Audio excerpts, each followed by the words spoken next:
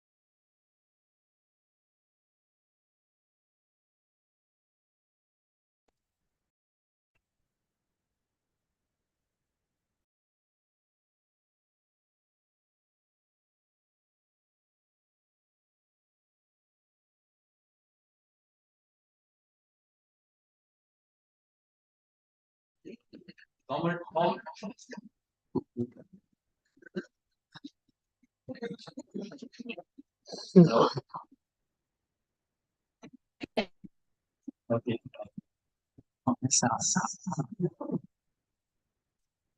So,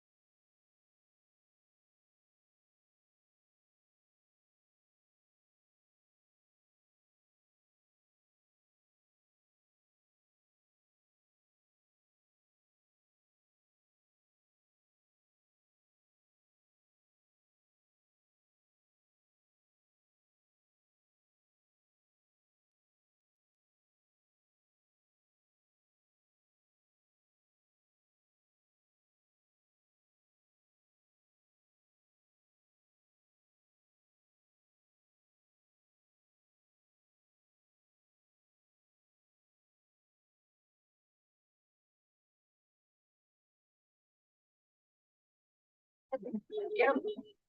Oh, what wedding dia?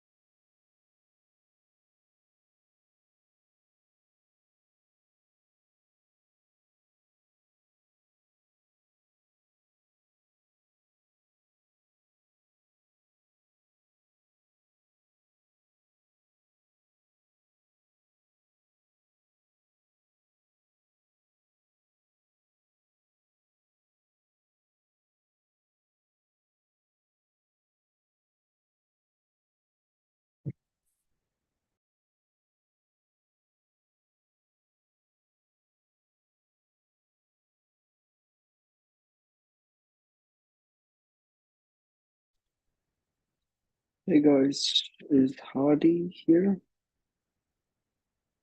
Hardy. I don't think so. Let's just wait a bit longer, see if Hardy's joining soon, and then we'll start as soon as he's here.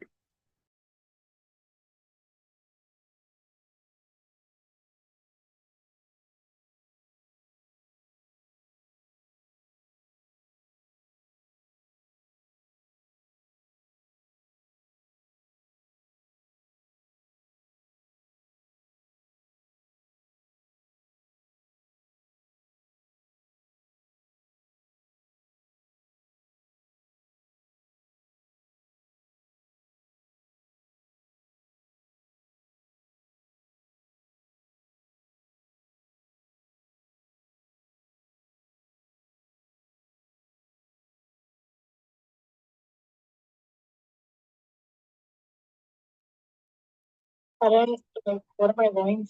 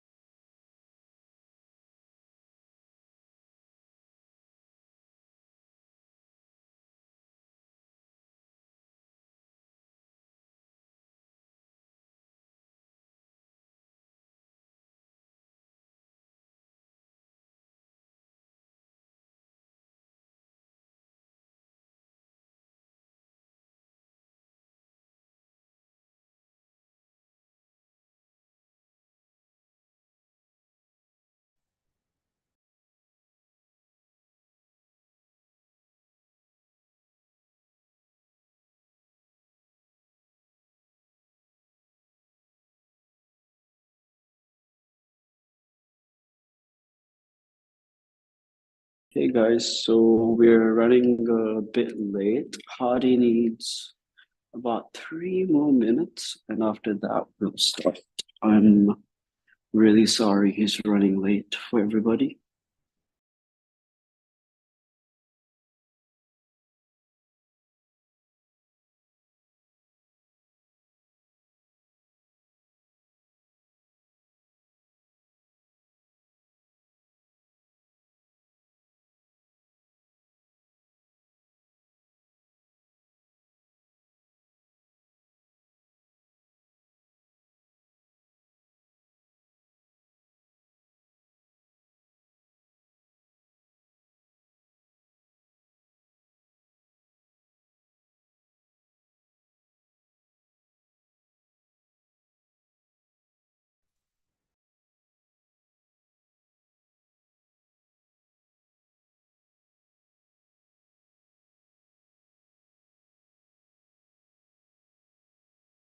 Give me my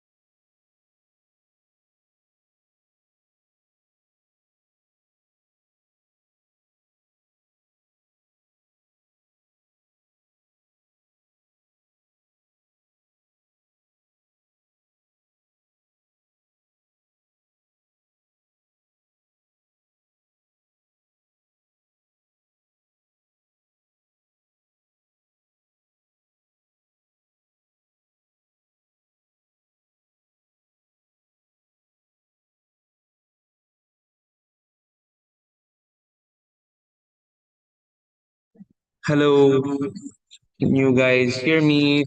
So sorry it took some time. We could Um, hear you, man. What were you fixing? where is the volume? Yeah, What okay. are you up to? Well, Can you let's guys see start. me? Yeah, we can hear you. We can't see you yet. Oh, is your camera working? Oh, that okay. Yeah, we Hi. can see you now. Yeah, cool. Can you put the document? So screen share to there. Yeah. All right. So sorry about this getting a bit late. Let's begin MSc 9. All right. So for all of the new currently elected OBs in, this is Monash's student council meeting, and we have one every single month. A total of 10 within the year is the minimum requirement. Without further ado, let's begin. I'll start with the attendance. So, Rashwan, you're here. I am Um, here, yes. Raj, Here, okay. Kirara Kirara's, can't make it. yeah, Kirara informed. I'm here. Koki is here. Shalin. So, all right. Ethan. Yep, here. Perfect. Tinit. Yeah, here. Right. Mala. Oh yeah, she's not gonna be here. Sonia. Here. Mangya. Here.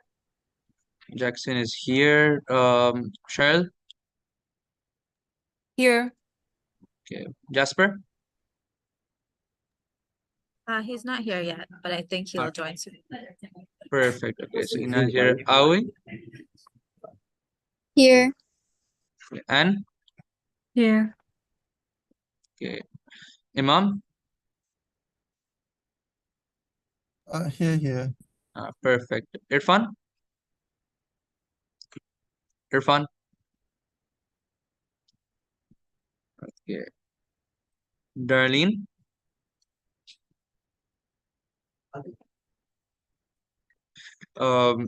Brian. Here. Okay. YC. YC. Veena. Here.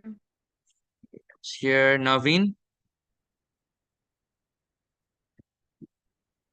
Naveen. Okay. Jeremy.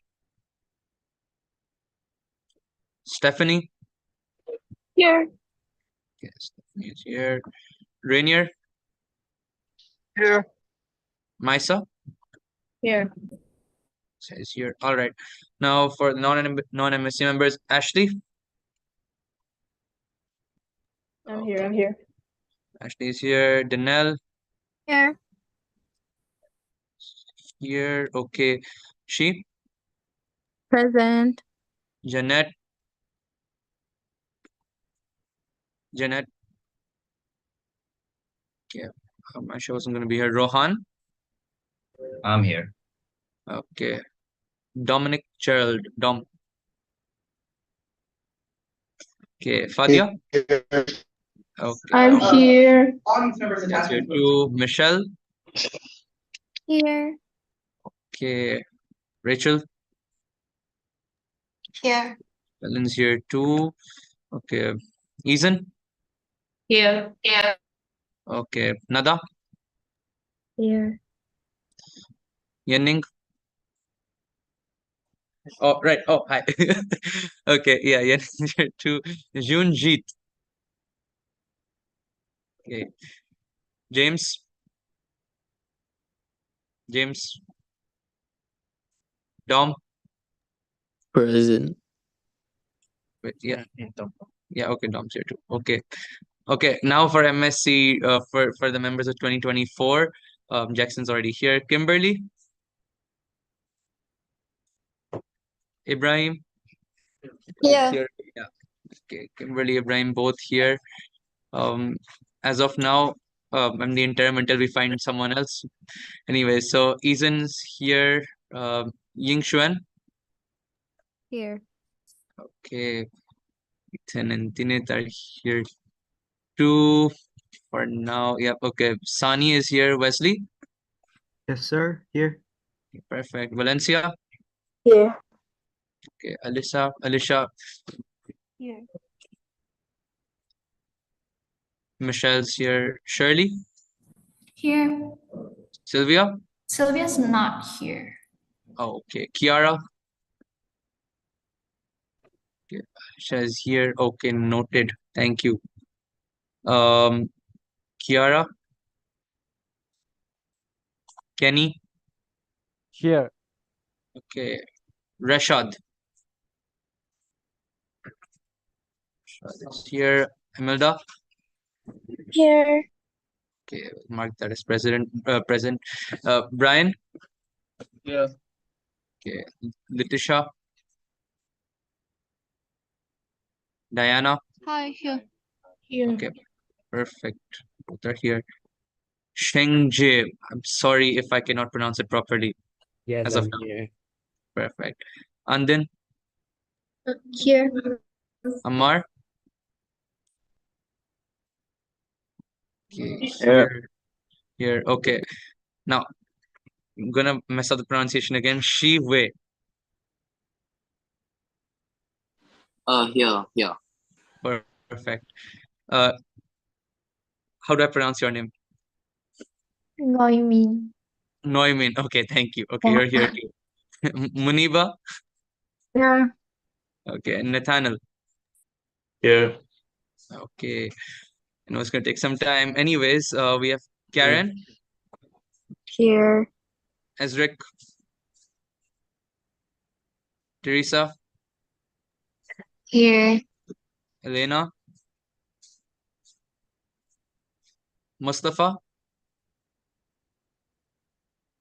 Okay, the ROs and DROs will join later, so I'll leave it for now. So these are the people who sent in their apologies. I think Kirara will also be added to this.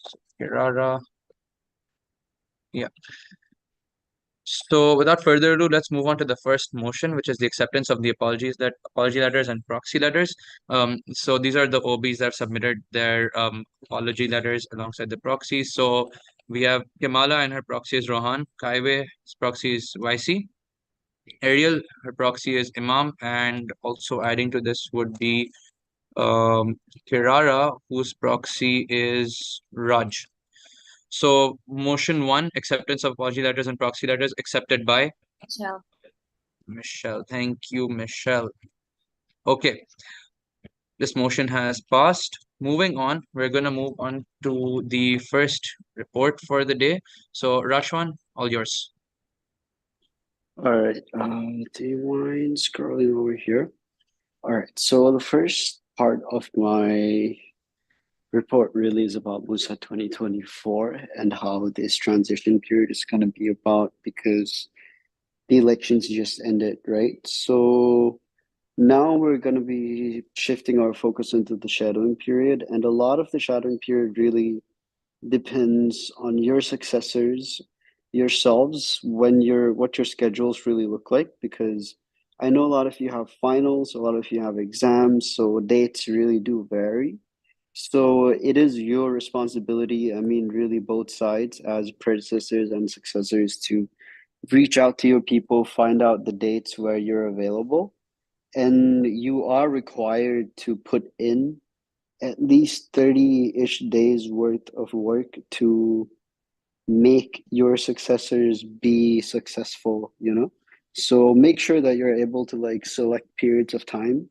We are going to be sending documents to sort of review how this period goes for everybody, but it is your own responsibility to set a date and do your shadowing period for your own positions, you know? Moving on, we have interim positions. So if you look at MUSA 2024 right now, there are quite a few vacant positions. For example, you can take MUIS. MUIS is majority vacant. So you need to start looking for interim positions.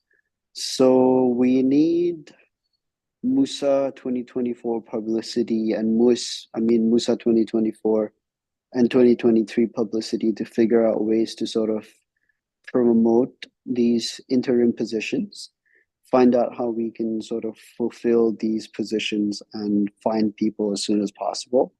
Because we really, really don't want to leave these positions vacant for long, because what that is essentially is like we have to find other ways to accomplish their roles. People have to breach job roles, and it just becomes messy. We want to avoid that.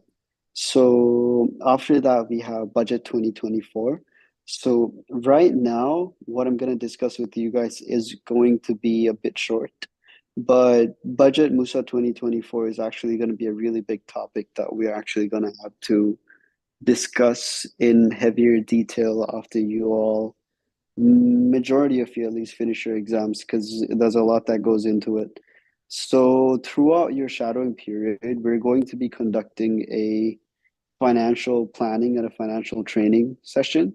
So first, we do need to discuss a lot about 2024 budget with the MUSA 2024 Hex code, treasurers, stuff like that. Because the thing with the MUSA budget is the net amount we get from student life, it sits at 540K. So when you allocate that budget at the start, the main factors that determine how much you can allocate really depends on like how much profit a certain department can make. Because if you can make profit, you can bring your net amount to be a pretty low amount. Always try to do that. So we do have to discuss, because you can't really change a lot from last year because our numbers fixed. It depends, maybe if there are new ways for you to do something, maybe. But it's time where we start discussing these things, because December is going to be really hectic. You need to have a solid foundation about how these things are going to work before we really start confirming those things. So that's something we need to get into for MUSA 2024 as well. And then we have the subcommittee recruitment. Now, this is something that's going to be up for discussion, but as MUSA 2023 president, this is just something that I highly recommend and I really do endorse. It's the probationary subcommittee recruitment for February 2024. So to start with, in February, we have one of our biggest, I'd say, MUSA-wide event, which is the February orientation. Orientation is difficult. Departments do their game nights, they do campus tours, they do a lot of different things. And to do all of that, you need subcommittees. But also at the same time, December, it's an odd time. Not everybody that wants to apply can apply. You're not able to fill all the positions. So what I'm suggesting is like a probationary subcommittee recruitment. We've done something similar, like it was called the pre-February subcommittee recruitment, where we recruit a team, we see how they perform. Based on that performance, some of them can stay, some of them are unfortunately removed from the team. It helps find enough people, so it's something that I really suggest you guys look into. Ideally, you want to recruit these people by December. So, I mean, at least open up late December so that you get familiar with them and you're able to train them for February. But this is something I really recommend for you guys as well. So that wraps up my bit for MUSA 2024. Hadi, do you mind scrolling down to the HAC? All right, so let's talk about the Honorary Advisory Council. Actually, could you give me like 5 seconds? Give me like 5 seconds.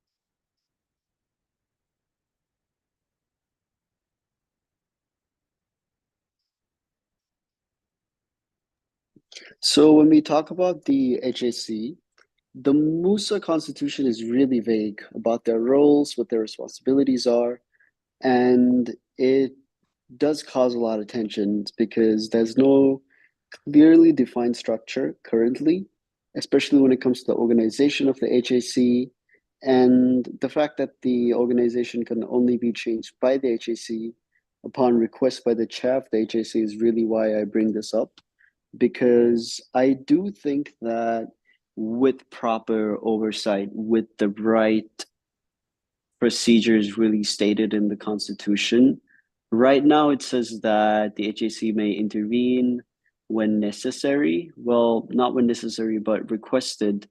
and it's just too vague. But the HAC has a lot of potential because it really includes a lot of talented people. There's people that have experience, people that have done things of notable difference for MUSA, because when you're in HAC, that really does mean that you're chosen by that year's president because you are a valuable asset.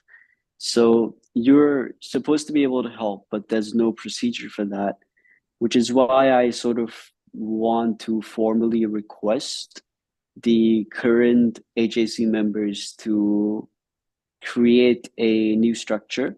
Obviously, like as much as they want, like we can be involved in this procedure as well. How they want to do it, that is completely up to them, up to discussion with us. Because the way HAC works, they decide how they change, and we just wanted to change for the best because a lot of times we do have conflicts.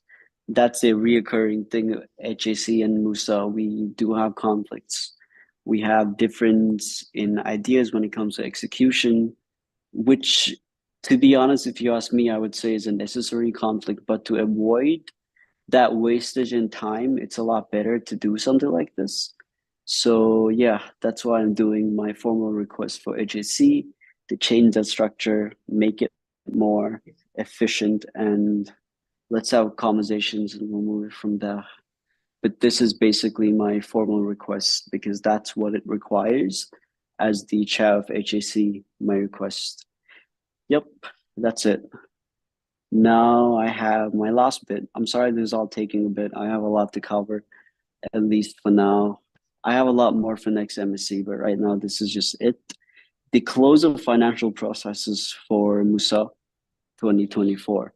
So more details treasurers are going to share with you, I'm pretty sure, is you're probably going to notice that when you're requesting for fund requests, the treasurers are telling you that it's too late. So especially for PRPOs, right now it's October 31st. So now we have November. So if you realistically consider the fact that if your vendor is not registered, they need to be registered, which takes time. And then we have to raise a purchase request, which also takes time. And a lot of it, if your vendor requires prepayment, it's just impossible to do it in that time frame. So it's just too late for a lot of things, which is why earlier we talked about how we wanted to get all purchase requests done by November 1st. So if you have anything later than that, we can do special consideration, but it really depends, which is up to really like Hexco discussion and everything. But apart from that, we are closing things down because there is a lot of backlog. That's reconciliation you have to do, because if you don't do it, it really gets left over for next year and it really slows people down the next year, which we don't really want to do. So we will be closing our funds down, different requests, different times, because there are different processing times. You will be able to request for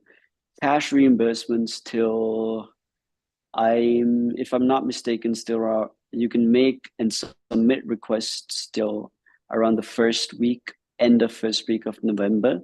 Event cash is it's difficult to say because we're only going to be able to get it replenished until December 15th or around that time, because the finance payment cycles from Monash close around then. So there's no way to really say. It really depends on your event. We're prioritizing events with heavy expenditure that can't really go with the cash reimbursement request and allows for event cash because a lot of them require PRPO. So it really depends. But yeah, treasurers should tell you more. This is just something I wanted to remind everyone as well. Another thing towards end of the year that I haven't really brought up in my report is your venue requests, your EMS requests.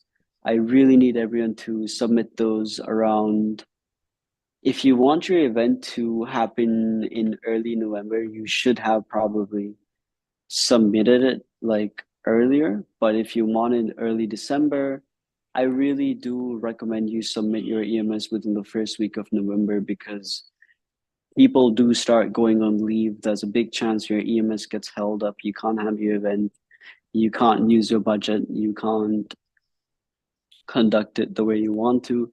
So I really do ask you guys to submit stuff in time. So give extra buffer time, because right now is when people go on leave. Another thing for your venue requests, places do get busy as well. So submit your venue requests early as well, especially fund requests too. And just do keep an eye out on your ledger amounts for your departments when you're making your fund requests, because if you used up all your funds, your requests might be declined. But yeah, that's about it for me. Let's motion acceptance of president's report accepted by, wait, before I do that, does anyone have any questions? I know that was a while. Hello, restaurant. Yeah, what's up? The cut-off date is the first week of November, so it's gonna be 5th November. Yeah, Accept date. Yeah. okay, yeah, more clearance for everybody that might have needed it. First week of November, there you go. Any other questions, any concerns, anybody? Okay, motion number, I think. Raise me hand. Yeah, go ahead. Curious, What's up? is there a timeline or deadline for all the remainder of the unfinished projects? For example, the Constitution and the HAC stuff that you've mentioned. Yeah. So that's mainly going to be left for next HAC, because we want to finish all that up by then. Right now, this is mainly what we want to focus on directly post-election.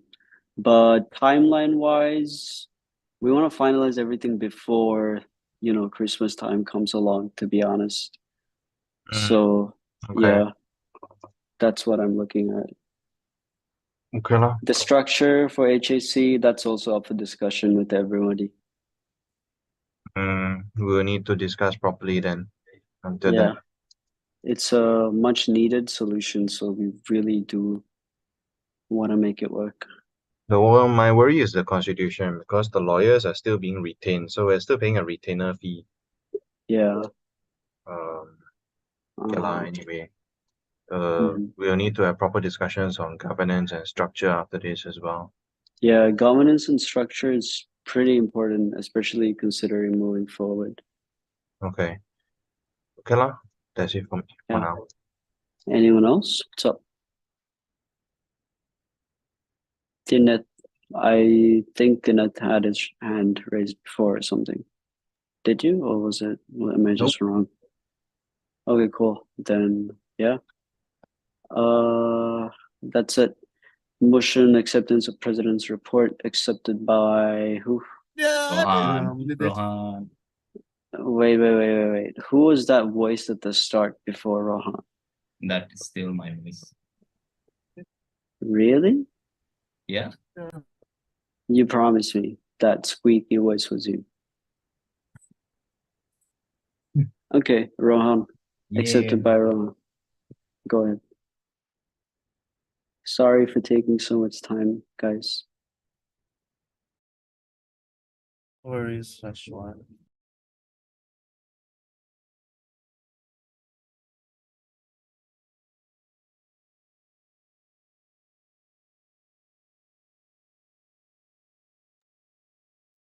All right, for the Vice President's report, we just mainly have to inform about the TEDx. So the TEDx is scheduled on Friday, November 17, 2023. This year's theme is going to be Now's the Time to Go Beyond. And the ticket sales are already begun with early bird tickets starting from 10 ringgits. So do join everyone. Other than that, the speakers' speeches are being scrutinized with the TEDx guidelines and standards, and publicity team is also working towards a successful promotion of the event. Goodie bag items and banners are being ordered at the moment, and we hope MUSA and its members can help us in the promotion of the event, and students will shower their support, making it a successful event. Other than that, we also have the 2024 Vice President's shadowing period. So we are currently in conversation with the upcoming vice presidents to scope out a proper time where we can do our shadowing. So it will most likely be after the exam period ends. And that's about it for the Vice President's report. Vice President's report accepted by. Imam. Thank you, Mom. Okay. Thank you, Koki. Okay, I will move on to the GS's report. As I have mentioned, the election commissioner joined 8:45, so they'll present the report of the elections then. Until then, I'll carry on with the departmental updates overall. So for the annual elections from my side, the debates were conducted physically and they were live streamed.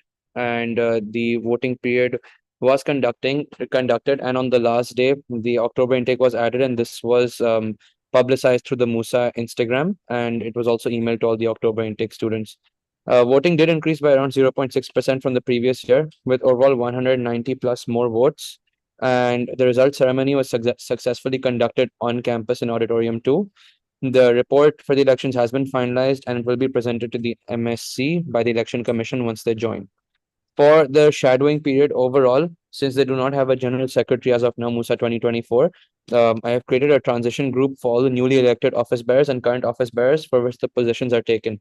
Any positions which still left to be filled are not in the transition group until the interims and replacements are confirmed, so that we can have complete communication between the new and the current OBs. The handover to MUSA 2024, as of now, the 2024 MUSA group has been created as well as the announcement channel on Telegram, and their contact details have been recorded in an Excel sheet. So what's left for the General Secretary Department overall? Number one, constitutional amendments, which just need to be finalized now. Everything else is done. Number two is finalizing all handbook amendments, which some departments still need to send, for which a reminder will be sent during this week.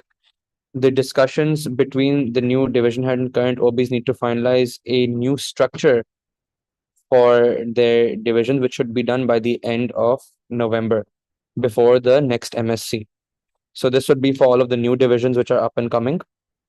Subcommittee and OB certificates are also left. Handover forms for from all of the office bearers to the new office bearers. And the announcement will be made with all the deadlines for every single thing that has been mentioned above on the announcement channel. So that's the main report from the General Secretary's side. Any questions anyone has so far for me? Before So I have a question. Yeah. Okay, so Hadi, just as in regards to the election, I think it was mentioned as well that you had a candidate for GenSec. However, it was never disclosed to us, like what happened to your candidate per se. Yeah. Could you maybe disclose that to us? Because to my knowledge, the election committee as well did not address it as they said they would have. The election commission will speak on this themselves. This decision was taken without me involved in it. So I actually do not know the exact details of anything that has been kept by the election commission. So once they come, you can ask them. Is that okay? Thank you. Yeah. All right. Any other questions anyone has so far? Okay. If no one has, Hadi, yes, one question now. Why is the formatting of it? but I can't hear you. Meno, Can I know why the format is in this specific matter? the which format? The points formatting. Because it was always consistent throughout all MSU reports. I think what he's asking is how come your report is in point form instead of sentences? Yeah, it's pretty short, no? I mean, I've kept it short because we have decided to make it a bit more brief, considering otherwise each report becomes too detailed. Plus, one of the main reasons, because if I were to write about elections on my own, it would be very long. The rest of these are all the updates, to be honest. This will be discussed by the EC themselves. That's why I've left that for the EC. I mean, So that one is not something concerning. It's just the consistency of the formatting of the report. right, it will be fixed from next time on. I'll take note of that. Any other questions?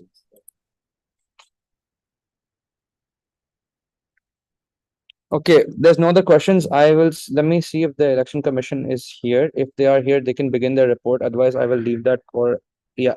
The RO is here, so Vakas, I will open the uh report now, and I will leave it to the election commission to begin giving their report. Thank you, Hadi. Hi, everyone. It's Waqas here. And I think my DROs are also here, Cheryl and Hari. So we'll start presenting the report. So for the first part, I will ask Hari to start presenting.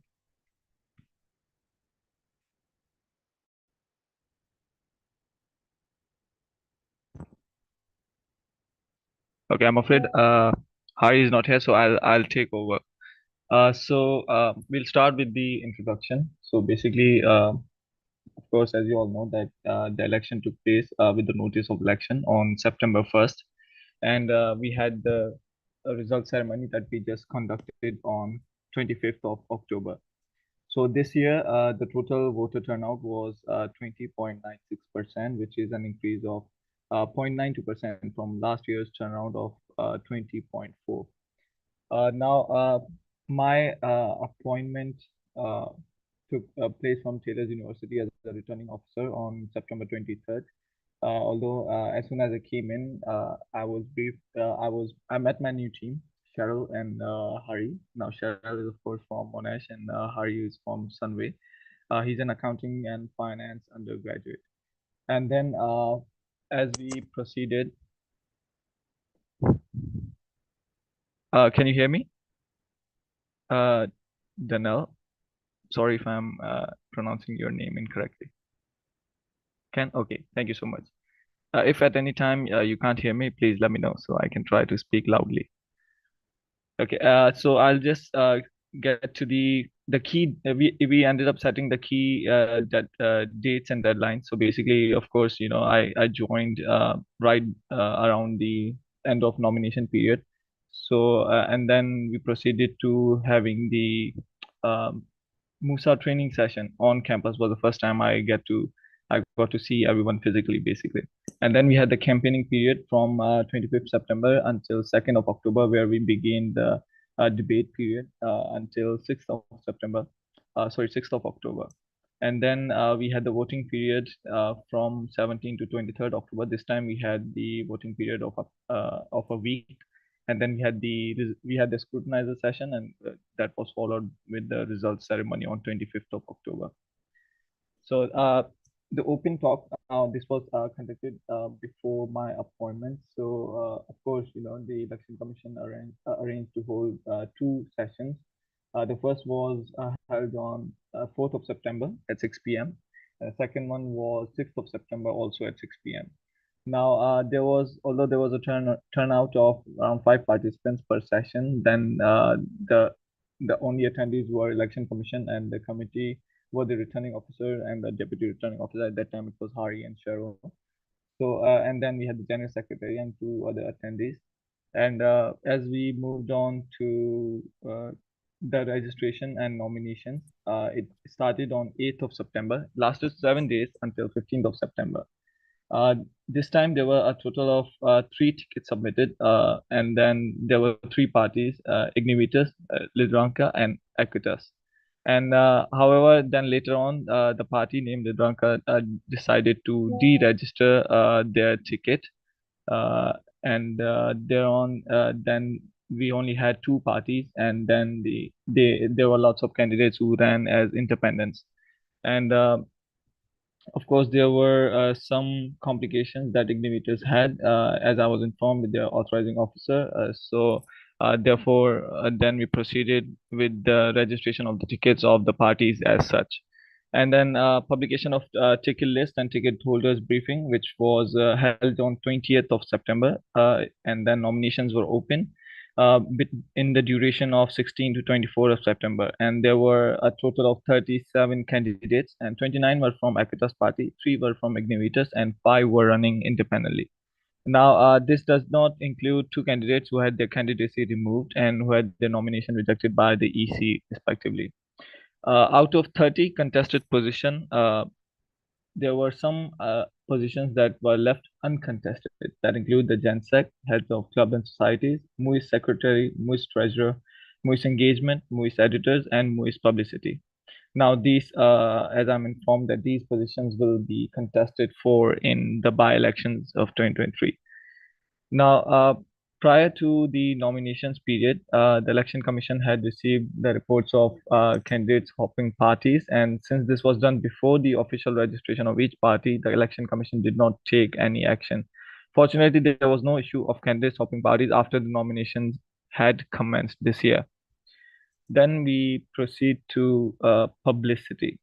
Now, of course, we moved from the pandemic era to physical. So this time we decided to continue what had occurred in the previous year, but we decided to, of course, improvise a few things as per the election blueprint, and of course, based on what the election committee, decided at that point. So we had a few channels. Of course, there was the official MUSA Instagram page, where you might have noticed a lot of updates being posted, and then there was a Discord server, and then the Telegram was for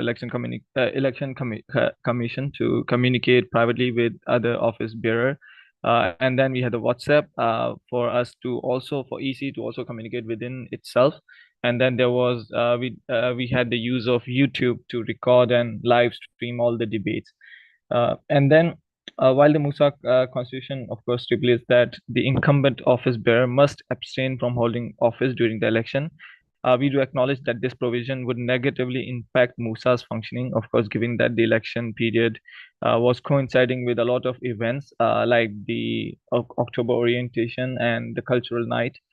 So, of course, we had to take decisions while acknowledging these requisites. But after careful thought and consideration, we decided that the office bearers can still carry out their essential tasks, but of course they need to get their approval from the EC first. Now, these office bearer, of course, would still have to delegate most of the tasks to other subcommittees or the partners, as they might be overlooking the entire operations. Now, other sub-departments inside MUSA had contributed to publicizing the elections during the voting period by reposting the voting announcement on their Instagram stories that allowed us to increase our outreach.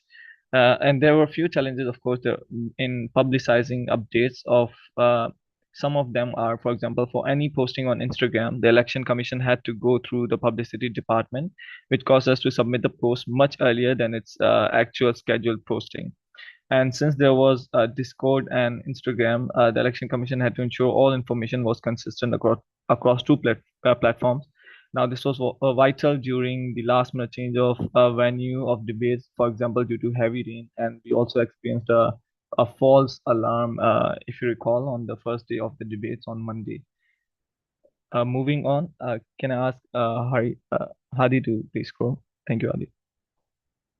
Then we move on to the debates. Now, the debates span 4 days from October 2nd to 5th. And prior to their commencement, we issued a Google form to allow the candidates to basically mention what are their preferred available times and dates. And then this form was made available on September 25th to assist the Election Commission in scheduling the debates. However, of course, we had to make some adjustments. They were necessary due to alterations in the number of debate days and scheduling conflicts among the candidates and the office bearer. But in response to these changes, the debates timing for specific positions were rescheduled from September 27th to 30th. And candidates and OBs affected by these modifications were promptly contacted via Telegram or WhatsApp, as well as Discord, to coordinate their debate schedules. Now, of course, while the Google Form system partially assisted in determining their availability, both the candidates and OBs, but there were several debates that we had to rearrange because there were certain necessities that rose while we were doing that. And all communication, of course, related to that scheduling occurred between the candidate election commission, and of course the general secretary helped us quite greatly in contacting all the current office bearer, since there were quite a few that we did not have the contact with. So and then, of course, as the debates commenced, they were live streamed on YouTube, using OBS Studio. As physical debates were reinstated, the Election Commission we sought support for the setup of live streaming equipment while we hosted and moderated the debates. Now, despite some challenges caused by the weather, resulting in venue changes and session delays, the debate proceeded successfully and concluded as planned. Especially on the day one, when we had the issue with the weather and also delay of the debates, we were still able to complete the debates on time and as per schedule. Now, this is not true for the last day of the debate, where we were requested to allow the questions from all the OBs that were present at the moment. So the debates were allowed to run longer than usual, as we entertained the request from the office bearers present during the debates.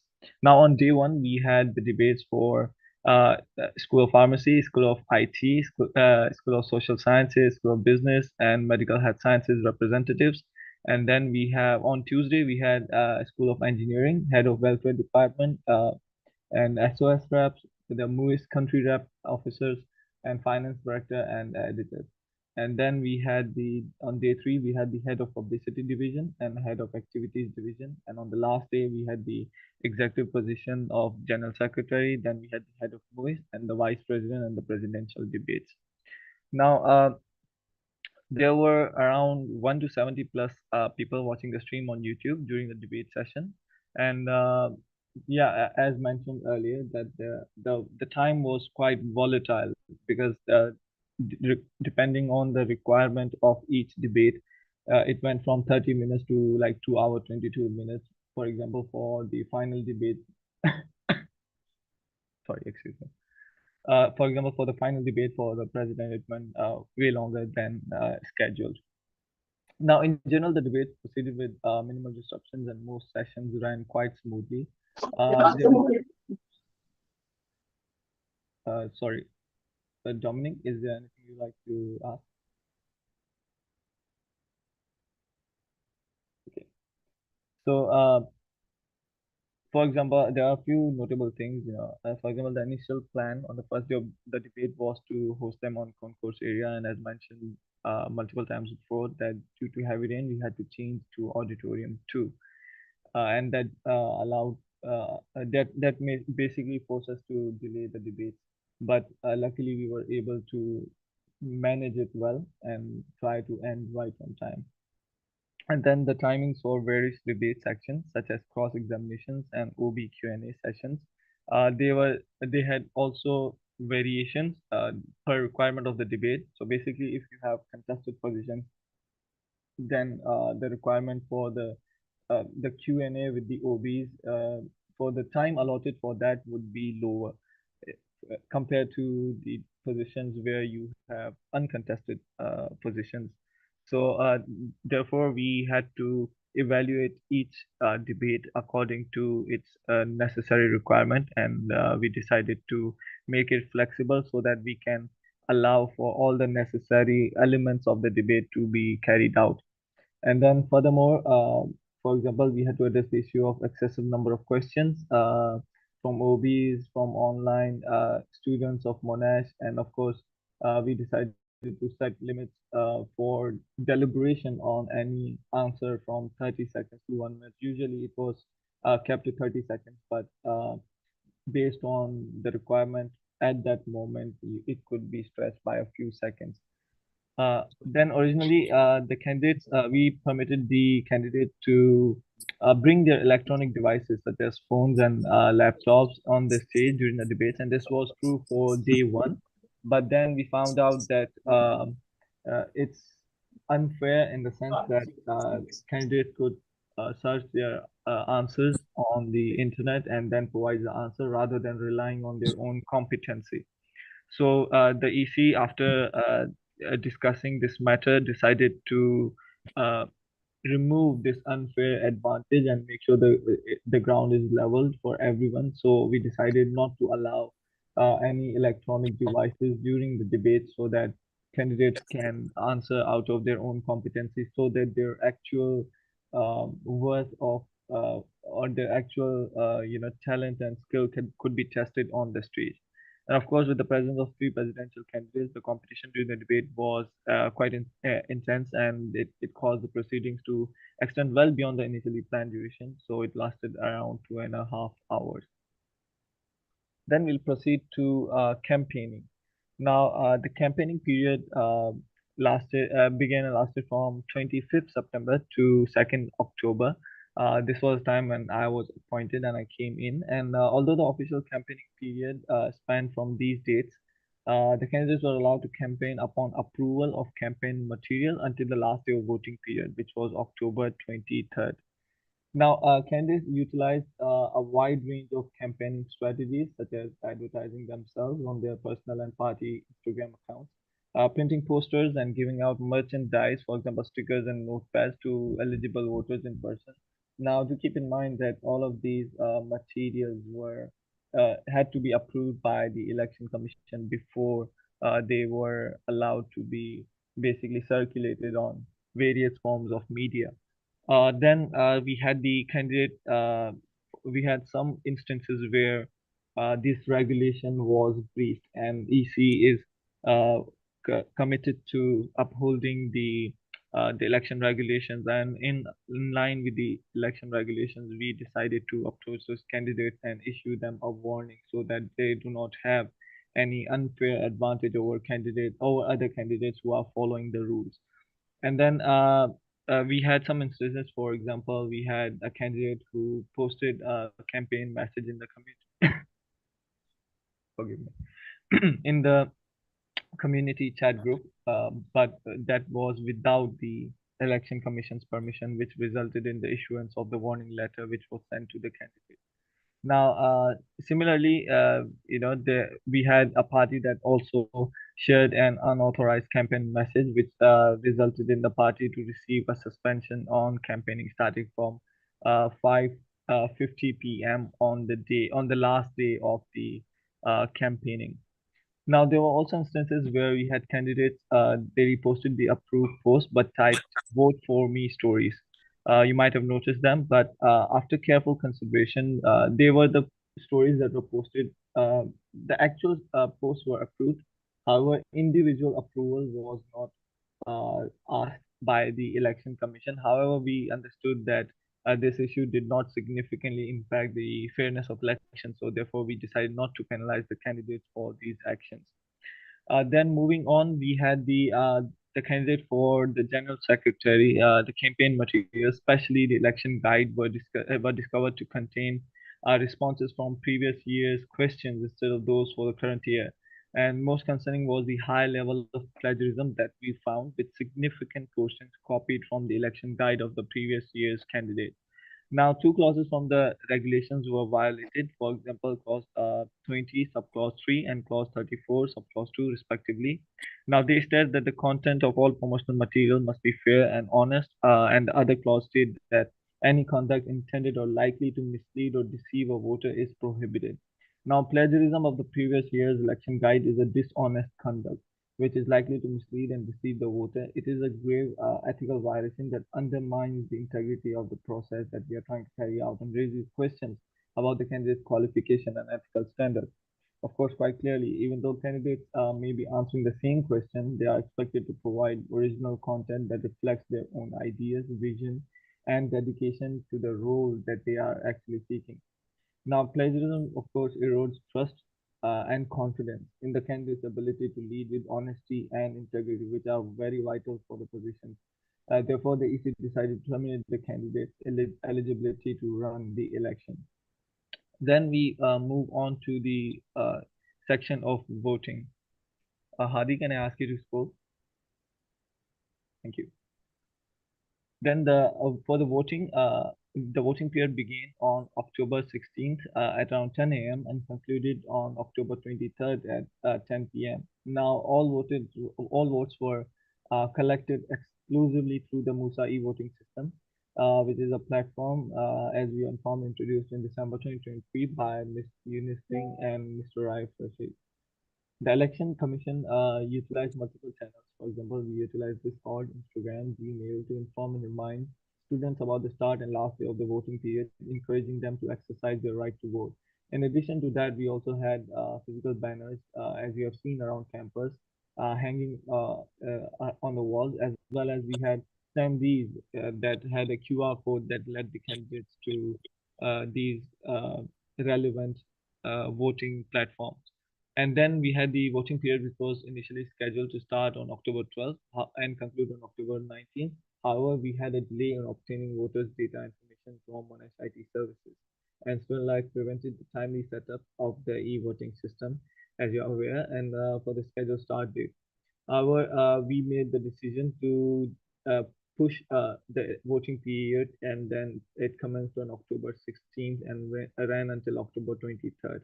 Now, for this, we did issue the announcement and informed all the candidates that and through Discord and also different public channels that these are the new dates for the voting period, so that the process carries on smoothly. And then uh, even though the MUSA e-voting system was successfully set up on the October 16th and voting commenced as planned on at 10 a.m. That same morning, there was a delay in obtaining gender data, which initially resulted in all voters being categorized as male. Now, the Election Commission, we considered that the gender data was irrelevant to this year's election and no gender specific positions were involved. We decided to proceed with the voting process. However, as soon as the as soon as the voting period concluded, the gender data was manually updated and inputted following the delayed receipt of this information from Student Life. Now, this was done to provide accurate gender ratio information, which will be shown soon. And then, of course, following the voting period on October 23rd at 10 p.m., we conducted a scrutinizer session on October 24th at 7 p.m. via Zoom. And as part of this session, we required the candidates to sign a non-disclosure agreement, which was distributed to them via email by the General Secretary. And once the signatures were confirmed, they were shown the final results of the election. And this was done in order to make sure that the information remains confidential and that the fairness of the election is maintained. And of course, the scrutinizer session proceeded without any complications or issues. And then we had around out of 7,494 eligible voters, we received 1,571 votes with no spoiled votes, which brings the voter turnout to 20.96, which is higher than the voter turnout of 2022. Now, following is the table of comparison for overall voter turnout between the years 2020, 2021, 2022, and 2023. As you can see, there's an increasing trend of votes and also of exposure casted for the elections, and this resulted in a successful promotion from the side of Election Commission as well as the publicity officer, and also part of the candidates who promoted on their social medias and so on. Now the ratios are as such. Approximately it's 50-50 for the female and male ratio. However, international student participation rate this year is 38.1% of the total votes. Now, highest school participation this year was School of Business, which was 31.1% of total votes, and the lowest school participation was School of Pharmacy, which was 0.59% of total votes. And the results of the Election Commission are as follows, as also shown during the ceremony conducted for the election results. For the presidential candidates, Jackson. Sorry, can you hear me now, Jackson? Okay, thank you. So for the presidential candidate, Mr. Jackson was the one who secured the most votes, and there was very small difference between the candidate who was Mr. Jackson and Ms. Kirara. So the competition between the presidential candidates was very narrow and could not be decided until the last minute of the voting. And then for the vice president, members of Akitos Party, Mr. Ibrahim and Ms. Kimberly were the ones who won the vote for the vice presidency. And then the finance director was won by Mr. Eason. And then for the functioning bodies, for the editors, also the members of the Equitas party were the one who won, since this was the uncontested position. And then we had the divisions. So for the divisions, we had the head of activities division, also from Equitas party. Same for welfare division, same for publicity division, and all the rest of the school of all the rest of the representatives were the ones who won the election, since these were uncontested position and part of the Equitas party. So Akita's party candidates were the winners of the positions that were uncontested, and that resulted in them being the majority party in the next MUSA. Moving on, we had the head of MUIS, which was won by Mr. Sani, who's part of the Ignivitas party. He won by acquiring 43.41% of the votes. And then same for the MUIS country representative officer, Mr. Mohammad Mustafa Khan from Equitas Party won by securing 37.606 percentage of votes. Now, this is also another position that was quite close. As you can see, the difference in the number of votes is nearly 6 votes. So this was quite close as well, and could not be decided until the very last minute. Then we have the representatives, as mentioned earlier, from all these schools, and they were uncontested position, and therefore the members of the Equitas party won these positions. Next, Hari, can you scroll down? Yeah, scroll down. Can you scroll down further? Yeah. Okay, remaining positions.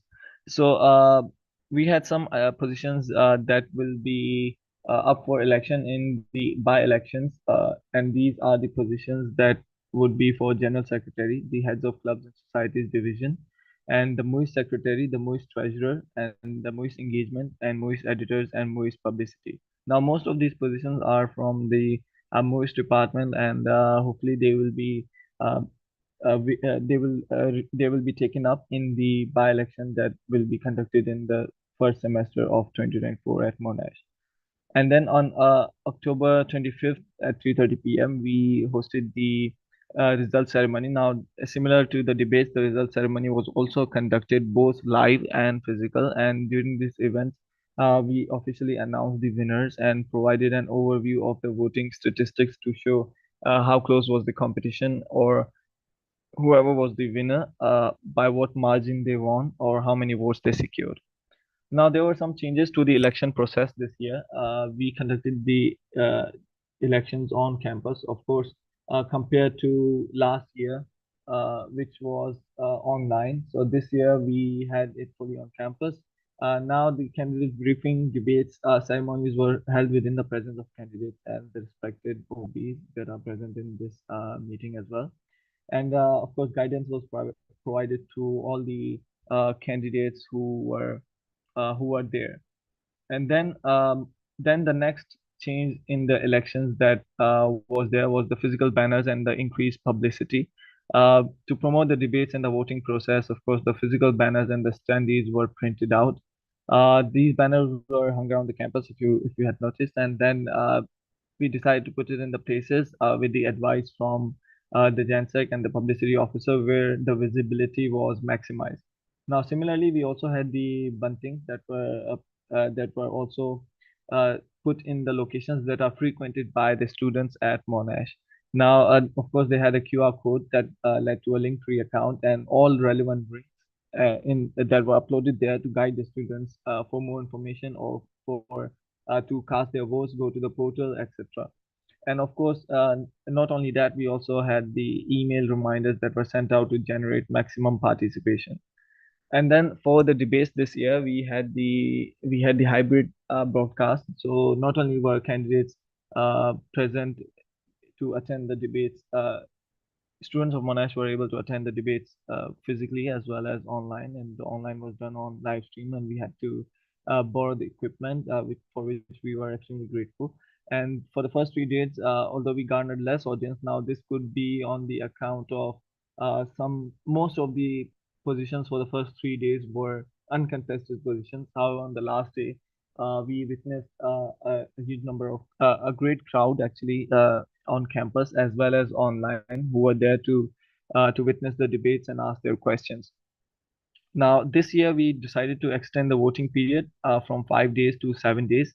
We had a minimum requirement of keeping the voting to 5 days, but we decided that it would be a good idea to extend it to 7 days to complete the week and allow more students a chance to vote for the candidates that they are supporting. Now, there were some challenges and issues, of course, that are quite normal when an undertaking of this scale is taken. The first challenge that we faced was the nomination forms. Now, there were some candidates who had not filled in correctly or were missing the signatures of the nominators or the seconders. The nomination forms were looked at quite late as a result of that, and they were verified right before the MUSA training, which was not a good idea since there was little time to delegate to each task, and so the verification was rushed. But the EC was able to complete the task successfully. Secondly, we had the challenge of basically setting up the debate timetable because earlier we were given the slot of 1 p.m. to 8 p.m. to conduct the debates. But later on, we were informed that we have a new time and to push the debates earlier in the morning. And then, of course, this resulted in a huge mix-up for the timetables as a lot of candidates had to redo their timetable. But the EC's efforts on the day and the day after were resulted in us setting up the timetable finally after a lot of effort, although it was quite complex to basically arrange all the candidates immediately. But by working with the candidates and the OBs, we were able to find times that were suitable for everyone and decided to conduct the debates on the new times. Now, we also had the live stream equipment's quality, especially for the video resolution, it was a bit grainy. So perhaps there was room for a better quality there. However, the audio was quite all right. And regardless, we faced a massive challenge on day one for the debates when it started raining and we had to move all the equipment. Partly in thanks to Mr. Minhao and Mr. Dominic to help us with the audio equipment during the debates. But we shifted the venue, and then the delay in the debates was something that could not be avoided. However, we were able to finish it quite on time. And then another step that we could have taken, although my appointment was a bit late. So the election commission, we could have set the proper boundaries between those who were within EC and those who were not. Oftentimes, of course, if such boundaries are not set, the EC could find itself under attempts of influence from parties who are not supposed to intervene. Now, of course, it is strongly recommended to the next election commission that such boundaries should be set as a top priority. Most importantly, it should be done before the process begins. The election commission was also faced with certain technical issues with the voting platform. At first, it was delayed, but once it was up and running, there was an issue with the gender of the voters. They were all marked as male, as mentioned before, in the voting platform due to a technical glitch. Now, to conclude, the election commission is overall very satisfied and happy with the conduct of the MUSA annual elections of 2023. We consider our work complete and solid. And of course, there are certain areas where the regulations were ambiguous, such as campaigning material. But still, we made every decision after strict deliberation conducted objectively on each matter that we encountered. Whatever matter we were faced with, we decided to sit together and discuss it in detail, considering every consequence, every angle of the matter, and then all the decisions were taken. None of the decisions taken by the EC were taken lightly. The Election Commission believes that the election went within the bounds of the schedule that it had set for itself internally. And furthermore, the Election Commission feels that it has made the necessary recommendations that would be useful for the next Election Commission 2024. Now, the increase in voter turnout, despite having 10 fewer candidates, is a testament to the hard work displayed throughout the conduct of these elections. With room to improve always, we wish the upcoming election commission all the best. I would especially also like to thank Ms. Cheryl Ten for helping us with the publicity. It allowed us to basically improve the turnout of the voters this year. And with that, I would conclude the report. Thank you very much.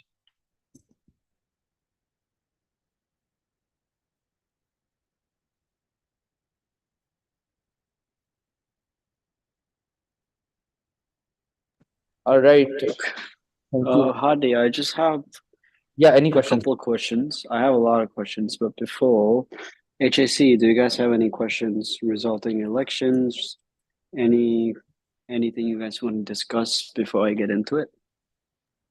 I think personally for me, I believe I would like to recommend an amendment to the report that officially clarifies exactly the parties involved in providing technical and logistical support for the duration of debates onwards, especially on the topic of equipment expertise, etc.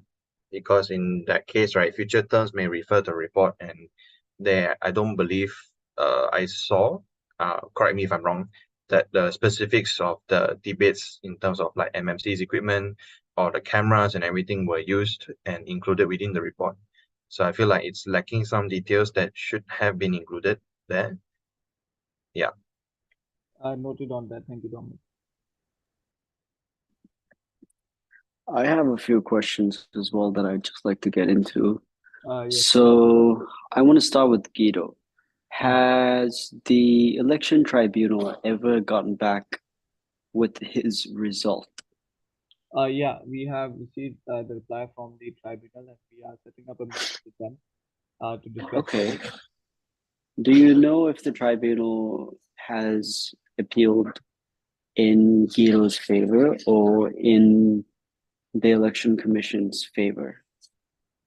No, not as of Okay, so yeah. if they appeal in favor of Guido, what is the plan? The plan is to basically proceed with the by-elections where the candidate, Mr. Guido, can partake as a candidate and run for his position. Okay. Are there any sort of like repercussions or anything like in complaints? Because I do remember that there was a complaint lodged to the election commission from Ekita's party leader Kirara to, yeah. So does anything happen with that, or do we just move on from the? Where do we go from the? What's the There are plan? no repercussions technically. However, we reached out to Ms. Guerrero to clarify the matter. Sorry, Wakas, could you Hadi. speak up? I couldn't hear much of Yeah, that. we reached out to Ms. Guerrero to clarify the matter. Hadi, do you have anything to say? Because Jamsek, easy. Sorry? Hold on. What did Wakas say? Could you repeat again, Wakas? I said that the Ms. Guerrero was contacted by the EC to clarify the matter on the complaint that she lodged. Okay, well, I have nothing to add considering this decision was taken by the election commission, and this is this like the whole process and all is completely handled by the election commission. I have had nothing to do with it and no say in the matter, as it should be constitutionally and according to the regulations. Okay, all right. That works. Okay. So my next question. So the data, right? Everything's fine with the election data? Yep. I will Okay. also answer. Yes, it's fine. It has been updated. That's why these I just want to yeah, I know it's fixed, but I just want to run through again. What went wrong with it and how did we fix it? Because I just want everyone to be clear with it too. Okay, I'll answer that. So the data that was given did not include the gender initially. So due to a lack of time, we did have to improvise at that moment. And then once we did receive the correct data, the data was amended. And that made no difference to the actual voting results because like I've shown you, Rashwan, it automatically updates the system. That's it. Can I request we scroll back to the voting, that part in the report, so we can actually see what was written?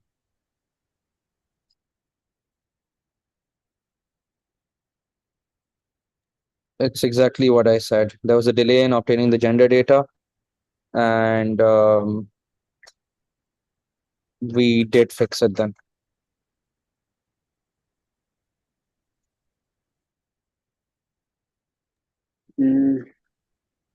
Okay. Okay. Uh, Question on the decision on the election commission's end. Why did the election commission consider the gender data irrelevant just because of the gender specific position issue and proceed with the voting process with incorrect voter data? Sorry, can you repeat again, Dominic? Why did the election commission, knowing that the gender data was incorrect, Yeah. and that all students were labeled as male, proceed with the voting process? You proceeded with incorrect voting data. Yeah, that's a good question. So basically, the election commission, when we saw that there was this glitch from the technical side, we decided, we discussed this issue, and we decided that since the data could be amended as soon as the voting was done, we decided to proceed with the voting and then obtain the data at the end, which would be accurate in itself. I'll Okay. also add that everyone was already informed of this, and every email sent as well, it was very clearly mentioned that there is a chance that your gender may be shown as was male. it like the email or was it the platform? By the way, I just wanted to clear that as well. Just male, female That's pretty. on the data No, itself. no. On like when they go on the platform, does it say, "Hey, there's an error. Your gender might be wrong," but No, yeah. But was it in an email or was it on the platform? it was in the email, very, very specifically mentioned consistently. And Okay, I just wanted to clarify. yeah, Okay, I have two issues with that. Firstly, even though notice was given through email, which is the official medium, there was no notice given on the voting platform itself. And that kind of means that the job was half done. A lot of students were asking around why was their name classified as male and female. And from what I know, there's quite a few people who did not vote because of the male-female issue, even though the name is correct. Legally, proceeding with voting with incorrect voter data is an issue in itself, with regards to Okay, data privacy I'll and wait so till on. Dom is done. Yeah, Did that's we the ever first check point. with You want to continue, Rashmi, first? yeah, to add to Dom's thing, like, did we also check with tribunal if like something like that where we change the data later, but even if we fix the data, the problem here is like if we go in the system and it says you're male even though you're not, right? You might not vote. So if it's like that, and if then the data is later fixed to be like, hey, everybody's data is here and it's male and female, is that even valid? Did we ever ask tribunal that question to even validate that data? That's also something I do want to just ask. Well, as far as the tribunals is concerned, we have, as I mentioned earlier, we'll proceed with the meeting and we'll also be raising this point and we'll discuss with them to see what would be the basically discuss the issue and see where we get from there.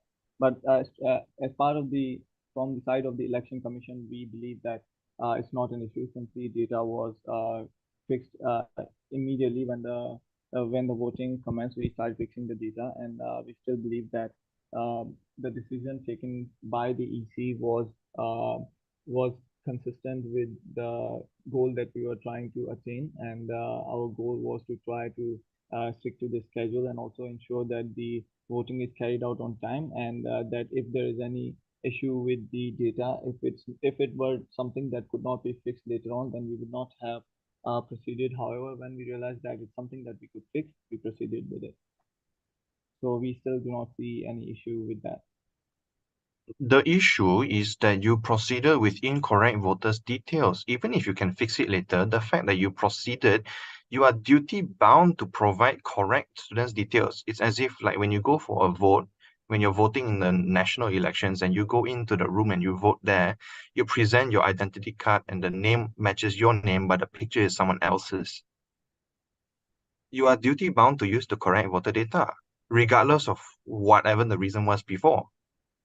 Taking note on that, Dominic. I'll definitely discuss with the tribunal. Thank you.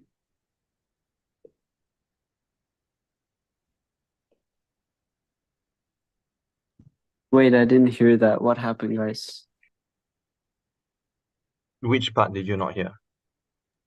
What did Wakas say? I said that I'll be proceeding with the points raised by Dominic, and we'll see where we get from there, certainly.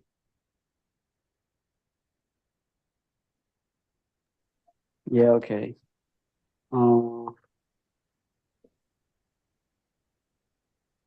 Anyway, moving on. So after this, do you guys have any documents on this? Like, do we have like a post-election report, physical document, Word doc, anything we can see? This is the Later, Wednesday? report. It will be there in the MUSA drive under the elections. Okay, good. Yeah. Good. Okay. Anyone else have anything? Dom, do you have anything to add? What was the conclusion earlier to Guido's appeal? Was it completed? No, they said tribunal wants to meet them. So wait, okay, if you don't mind me asking, right?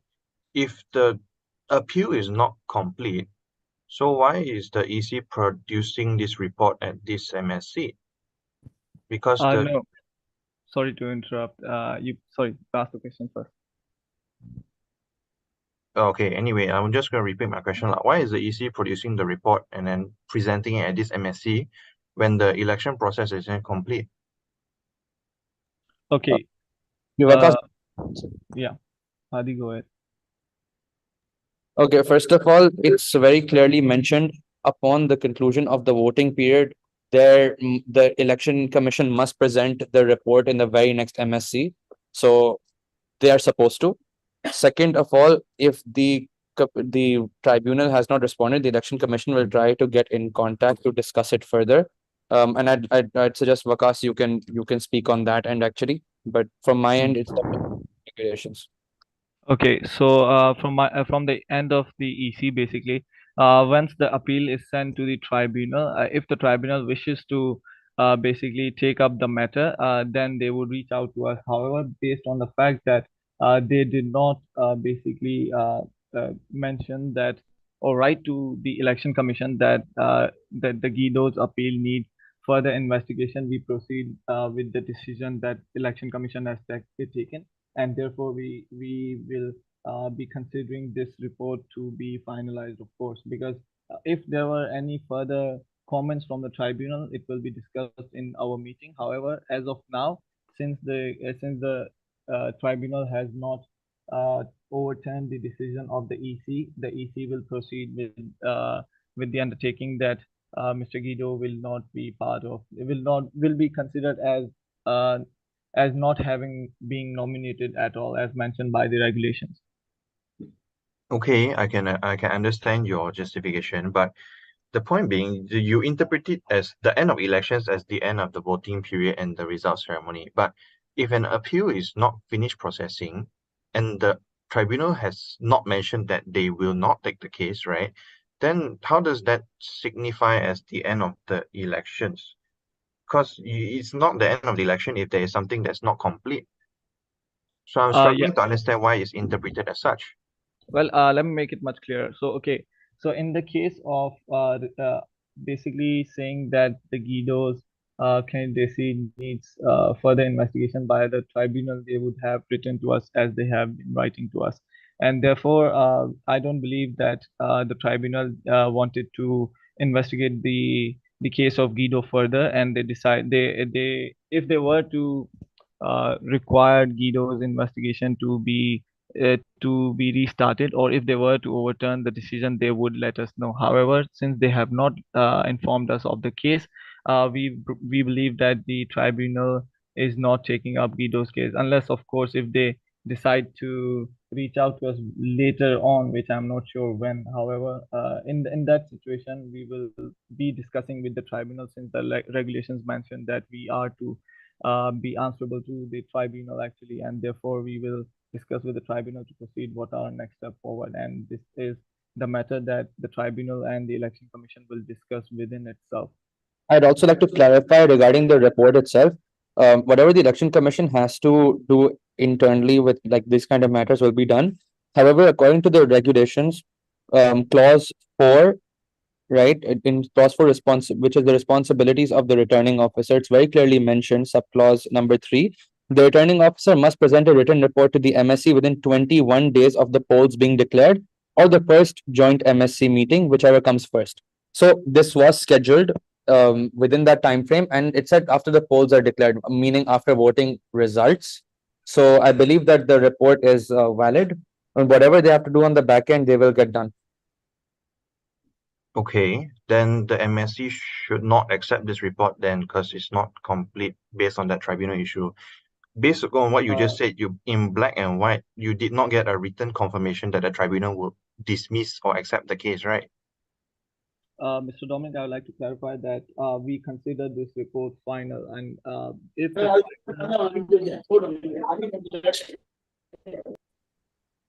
How can you consider a report finalized when the proceedings are not finalized?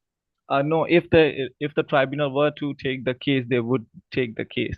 If they had not, we believe that the case is not taken. It's as simple as that. And I'd also clarify, Dominic, if according to the regulations, the report is supposed to be presented, it's nowhere mentioned that the MSC will to accept the report or not, or it will need to be like presented again, considering the election commission has carried this out according to procedures and has done everything. If I have to step in, like I do have a couple things to say about this as well. He does have a point, like the whole point of any sort of report, when you present it to the MSC, you accept the report. Like when you raise a motion, you accept it. So yeah, it does have to be accepted. That is true. And the Guido thing with tribunal, my concern is the whole way that tribunal works, things don't work out with the commission, we go to tribunal.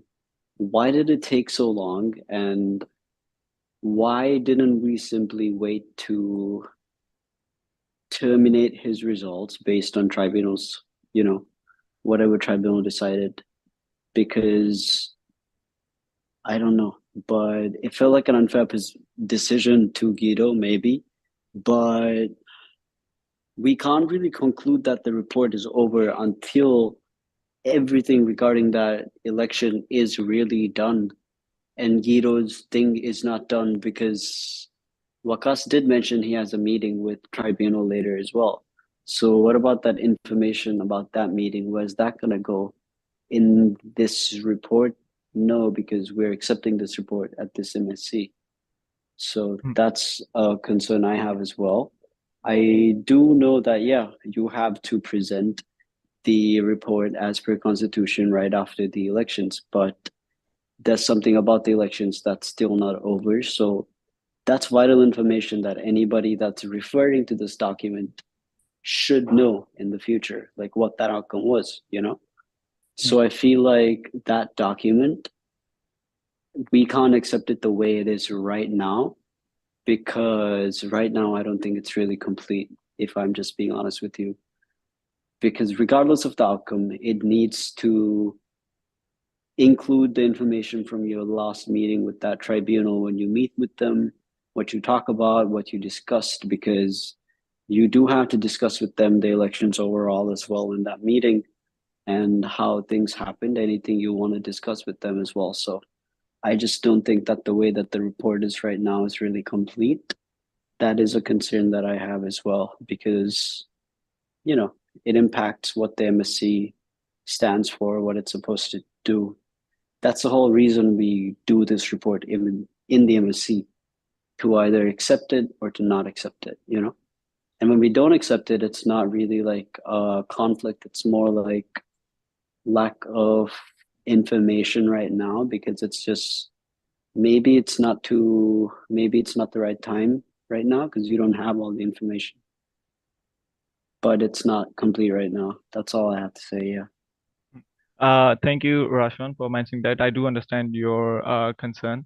However, I would like to mention that once the EC makes a decision, if there's an appeal by the candidates, of course, it's immediately sent to the tribunal, as we did in the case of Guido. Now, if the tribunal were to basically decide to overturn the decision of the election commission, we would take that into consideration. However, if the tribunal does not decide to overturn the decision or take up the investigation, it's mentioned in the regulation that once the election commission makes the decision, we proceed as if the candidate has not been nominated at all. So we proceed based on what the regulations mention. However, I still do understand your concern, and as of now, I'll still stand on my point, which is that the report is complete. However, if based on my next meeting with the tribunal, if any further developments are there, then I'll certainly be talking with the tribunal about that. But I do understand your concern. Okay, I'm just gonna add one more point. I do not wish to argue any further, but I don't think that this point has been taken into consideration. The completion of the report by the RO and the DROs and the EC in itself is implied to be that the job done by the EC is complete. So that is the entire terms that the contract abides by. So if the report is so-called complete and the tribunal suddenly decides to take up the case, then the report is then incomplete and you will not be able to receive payment because your job is not done. Yeah, I think I do as understand simple the as I point. can make it. Yeah, I do understand your point, Dominic. And then based on if the tribunal decides to take up the case of Guido, for example, and then of course we will be referring Mr. Guido to the by-elections that will be conducted in SAM 1 district. To be honest, with the by-elections, the thing is, yes, regardless of anything, if Guido wants to run for by-elections, he can. Even if the tribunal didn't get back to us or anything, because we never terminated him from other elections. So that's already in the picture. But the problem here would be that he wasn't able to run, right? So if we accept this report, it basically says, okay, you got like returning officers, DROs, you guys are basically done, right? So that's us accepting the ending terms of your contract. So we can't really do that until you have that meeting, until you finalize this report. Then we can do that. Until then, we can't really do that. That's where I'll stand. We can vote about it because we do have to accept this motion, but I don't think we should until we have that meeting, get what tribunal has to say, finalize that. So it's already a bit late. So what I would suggest is maybe we continue this MSc for a bit longer, but do a virtual MSc 9.2 maybe, and do the report by then. We get it approved, we get it done. But right now, I just don't think we can accept it. We need everything to be done, then we can pass it through. That's what I have to say, to be honest. Because right now, yeah, Wakas, for everything you've done now, you have it, but you have to do a bit more. And this is basically us saying you're done. So I can't say you're done until you're literally done, you know? I see. Does anyone else have anything to add here?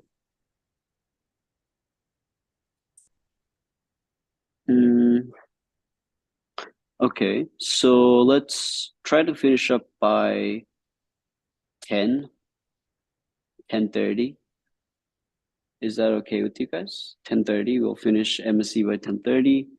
And if there's more left, let's do MSc 9.2 before MSc 10, and it should be fine. Let's move on from the elections part then, and then we'll do the report later at MSc 9.2 because it needs more work. It really does. It needs to be more updated after the meeting with the tribunal.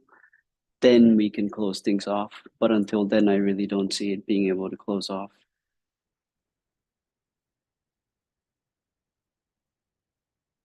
Yep. Let's move on. Whose report is next, guys? Before anything, does the EC want to add anything? Or we move on? Yeah. No, I think that will thank. That's all. Thank you, everyone.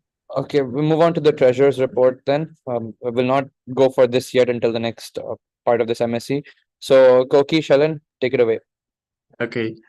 Hello everyone. From the Treasury Department, we have two main updates. The first point is about the shadowing period. We will begin our shadowing period with the finance director in 2024 after having a meeting regarding the new structure on 1st November tomorrow.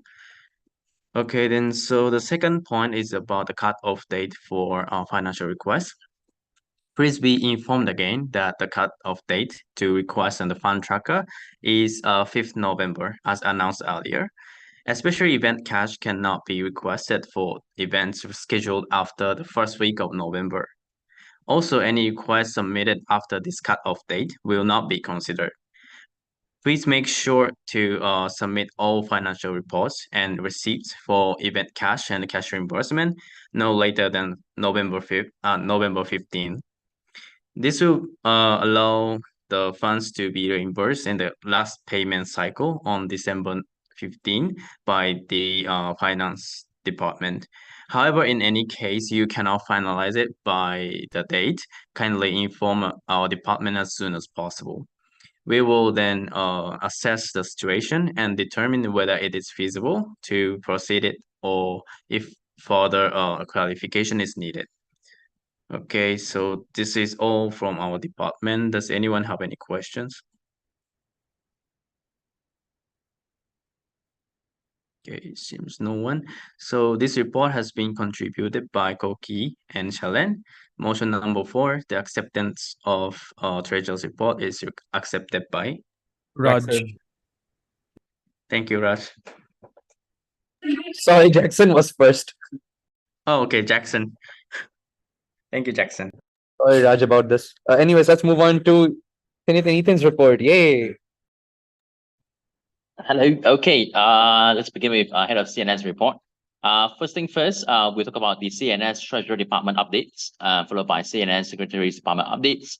Then moving on to jersey collection. Lastly, interim heads recruitment. Now, first thing first, it's with regards to CNS Treasury Department updates. Funds transferred to club so far amount to Ringgit Malaysia 20,112 ringgit and 57 cents. Deadline for financial ledger will fall on 12 November, as mentioned inside the announcement.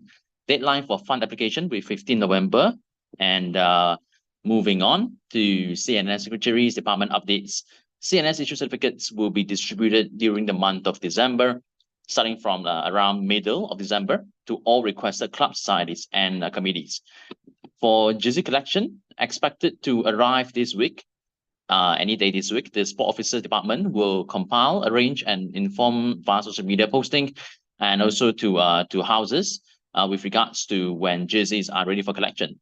And lastly, when it comes to interim position recruitment, the CNS Heads interim position recruitment will begin in November. Detailed information of the position will be posted on Instagram soon after this MFC. Okay, yep.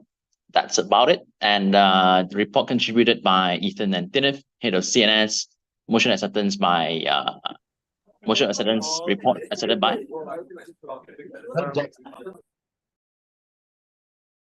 Thank you.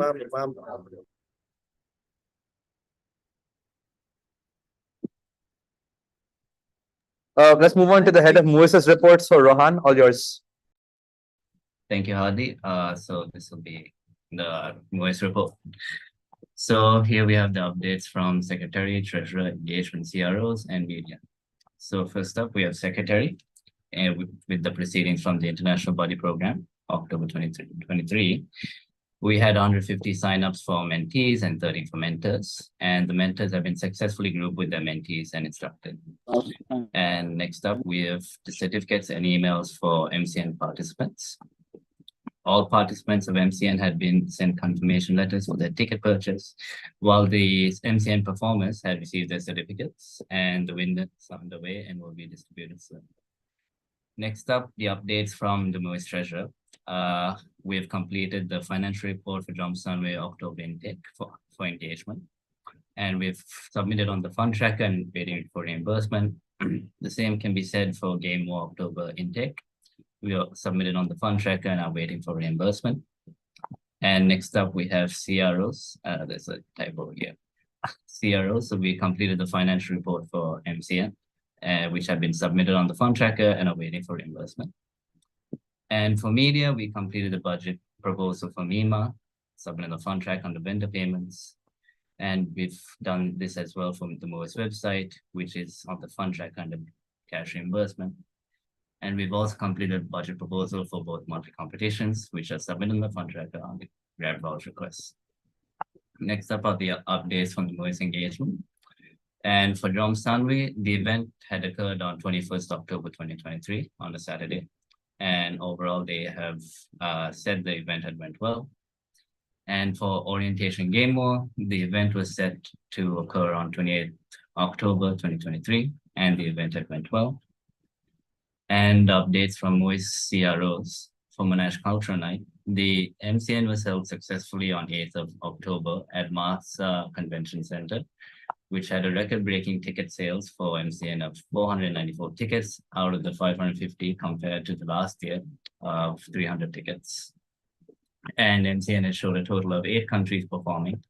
10 countries had participated in the fashion shows and a DJ performance the end of the night.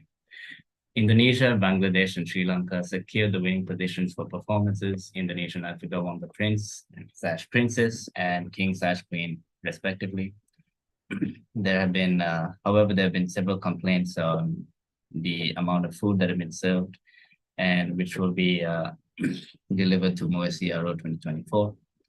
There also have been complaints about the lighting and sound vendor, which was Intensive Canopy, and we will proceed to blacklist this vendor as they cause serious delay and issues. And the MCN reimbursement for country performances in the process. And we also have the country events.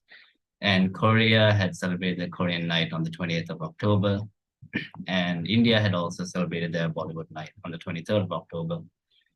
And the CROs had also conducted their last department meeting on the 17th of October with all the country reps and subcommittee members, debriefed on MCN, and they have reflected on the work done in 2023. And in due part, there will be certificates for participation as country representative, and as well as in One World and MCN. And some questions have been raised by the international students represented by CR on when Monash Ball is happening. Next up, we have the updates from MUSA Media. The media program updates, they stated that they will have 2 monthly competitions, which will be held between 31st October to 11th November and 18th to 27th November. The box of advice is still ongoing right now, and MIMA, they are conducting they're in contact with the vendor for the physical MIMA copies production, which will be on sale, and digital copies will be available on ISSU by the end of 2023, which is in December. All budget proposals are submitted to contractors, and the MUSA website update, they're working on the content, and they had a meeting with MAC on Monday, the 30th of October, for the website development progress. The media team will continue to work on the website, and there will be more follow-up meetings regarding the website launch. There have also been updates on the certificates of appreciation, where they're working on it for country representative and the community committees, the secretary and treasurers, One World participants, MCN participants, and winners. The certificates will be given at the end of the term, and after getting sector approval by MUSA Publicity Office. All right, the motion of the head of MUSA reports accepted by. I Enough. think ask a question first. Sorry, guys, I wanted to ask one question. Yeah, sure. So I'd like to ask regarding the MUIS website, right? Appreciate if MUIS Media can answer or any of the MUIS Media members can answer. Yes. May I know why MUIS decided to have your own website and separate from MUSA's official website, as it will require an additional budget for that, and it will require a long time for it to be approved by the MUM ITS and also MUA ITS. Thank you. Yes, I'll pass this question on to Michelle. I think she's in the meeting here as well. Yeah, hi Alpha. So for the website itself, so MUIS website was part of my manifesto with Kamala as well when we were running for MUIS heads for last year's MUSA election. And we have been working since the beginning of our term, but since MUIS Media had several changes in terms of leadership and there are some changes in our internal team. So we just finished the codings and everything for the website. The main reason why we want to put the website, we want to have our separate website is because we want we want to put credible informations and for new international students, especially new students, to be able to access our website because some of the international students, especially new students, they reached out to us specifically asking if the website they found on Google, which is the MUSA website, or for the MUIS section or the MUIS website on the WordPress is updated or not. Apparently it's not. So we are not we made the codings since the beginning of our term by our website developers, which are our media subcommittees. They made the codings from scratch. So this website will be not only for MUIS 2023 term, but it's gonna be passed down to the MUIS 2024, 2025, and so on. So this is the website that we created from scratch, and it will be passed on and continued by the next MUIS office bearers. So I hope this answers your question.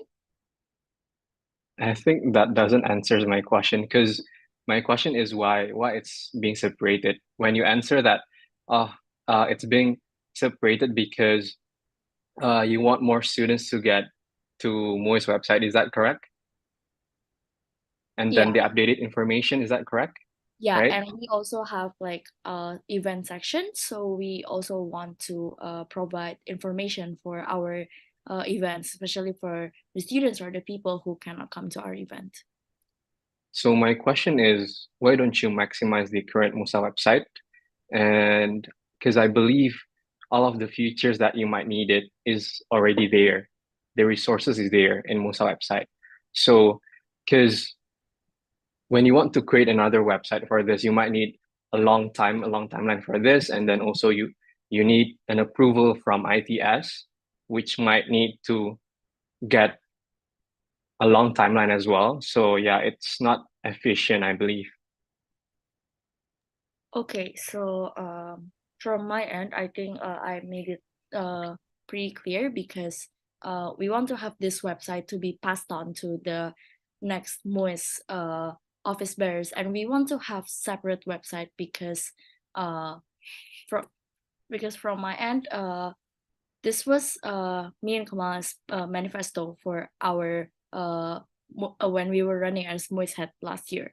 And we believe that by having a separate website, it gives us more chance to post more content and to be in charge of our own website.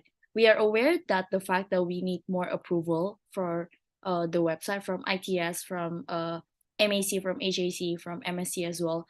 But for now, as per the meeting we had with MAC yesterday, we decided to continue working on our website first because the domain, the website is pretty solid, right now. So we're going to continue working on the contents first and have another meeting with MAC and give a proposal for the website. Okay, another question to that is, so last year we did have an issue with our website with the SSL certificate, right? With Squarespace. So by using another platform that is not supported by Monash Australia website, so how will you ensure this issue will not happen next year with your ideas of creating another website? So since we created the codings by like from scratch by our subcommittees, we have done like the research for the website itself, and the website itself, we own the domain, and the domain itself is free, so we just have to pay like an annual fee for the website itself because we made the website like by ourselves. So to ensure that this does not happen, I think like problems will still happen, like some like minor errors as well, but we are trying as like our best to still maximize what we have right now, because as per now, we're, as I've said before, we're still working on the contents and to make the website more solid, at least to 95 to 98%, and then we'll present this again to the next MAC meeting and to HAC and to MSC. So Sorry for the interruption, Michelle and Alpha. I just want to ask if whether the issue of SSL and CAA is aware when starting a new website like this, because like mentioned, I'm not sure if media is aware, but CAA is a rather important part on a website because it actually provide extra security towards your website. So, and to my knowledge, all this CAA is as per right now, our current website, it's handled by ITS from Aussie. So can I please know, by using Vercel, do you have an idea on what is the SSL provided and what is the CAA provided? Okay. So for that, I am very sorry that I am not 100% sure about that. I will ask my subcommittees again who created the website. And sorry, I thought this was supposed to be part of your manifesto, but why is your subcommittee working on it, not rather than you personally working on it? Okay, sorry, I did not mean that way, but I am personally not 100% sure about the Vercel app, because I just got yeah. So You are not sure of the Vercel app, but yet you endorse your subcom to proceed with this website building? Here's the thing, we're already working on this website since the beginning of this year, and I am involved on like the planning as well, but I believe this is not a really valid proposal, because from what I heard, like from MEC up until right now, it's all my subcommittee is working on this, my subcommittee is working on that. So I believe as an OB, you're not aware of all this technical and all this importance, whatever is important towards a website. So I hope that this can be rectified, because like mentioned, a website is a very big project. So I believe a lot of technical stuff and very important stuff must be handled by the OB themselves, instead of just saying, oh, my subcom is very good at this, so I'll just let him work on that. Yeah, I hope this can be rectified. And definitely, I hope there would be much more clarification on the next MAC meeting, hopefully. yeah, it will. I'm so sorry, I didn't mean it that way. Okay, thank you. Okay, last question from me. As you mentioned about getting more engagement from students, right? Does MUSA website not answer your question as it centralized all the information that is available? Okay, so to answer that question, I believe that I've made my points clear as well. Some of the students actually reached out to us regarding the MUSA, the MUS section in the MUSA website, and it was not really updated. So by having our own website, that we have full freedom and control to post, and our own designated team to be in charge of the website, I believe that it will give more engagement to the students, especially international students, with the contents and with the what we're gonna offer in our website. Wait, do you mention about full control? So may I know if you don't have a control in MUSA website right now? Because I believe MUIS Media and also Sienna's PO should have the access to MUSA website right now. And my question to that is, why don't you maximize the current website and why don't you update the current website? And Okay. sorry, to add on, I believe that when you say that MUIS does not have control to the website, this statement is completely false, at least towards us publicity officers right now, because CNS, Captain Society, the publicity officer, they have to handle up to more than 50 plus clubs information on the website itself, because students also rely on the website to find out what clubs are there as well. So they themselves, I mean, we can go a long way, because sorry, let me just rephrase. The publicity officer of CNS actually approached me first to work on the website, to do all the updatings and stuff. So as you can see, it's more about initiative, and it's more about whether the particular person in charge is willing to take up the responsibility to handle what falls under their job scope. So yeah, I hope that this can be clarified, because us publicity officer, we did not mention about saying that okay, only publicity officer can edit the website, only we can have access to the website. There is no such saying.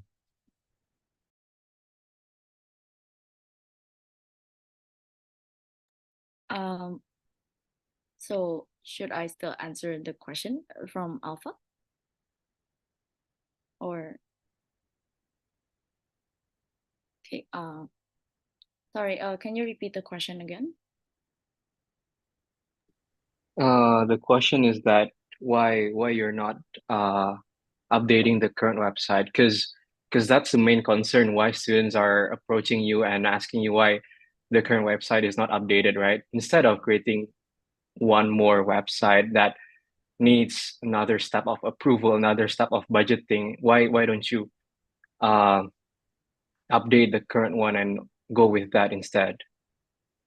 Okay, I think my points were I have stated my points as well, that we want to make a new website as the part of our manifesto last year, and I believe that students voted for us for a reason. And during our debate as well, I remembered me and Kamala mentioned about website like several times as well, and we really want to make the website since last year, because we want to have our own page of our website, where we can post events and FAQs for the new students, for procedures for documents, and etc. for the new students and for international students as well.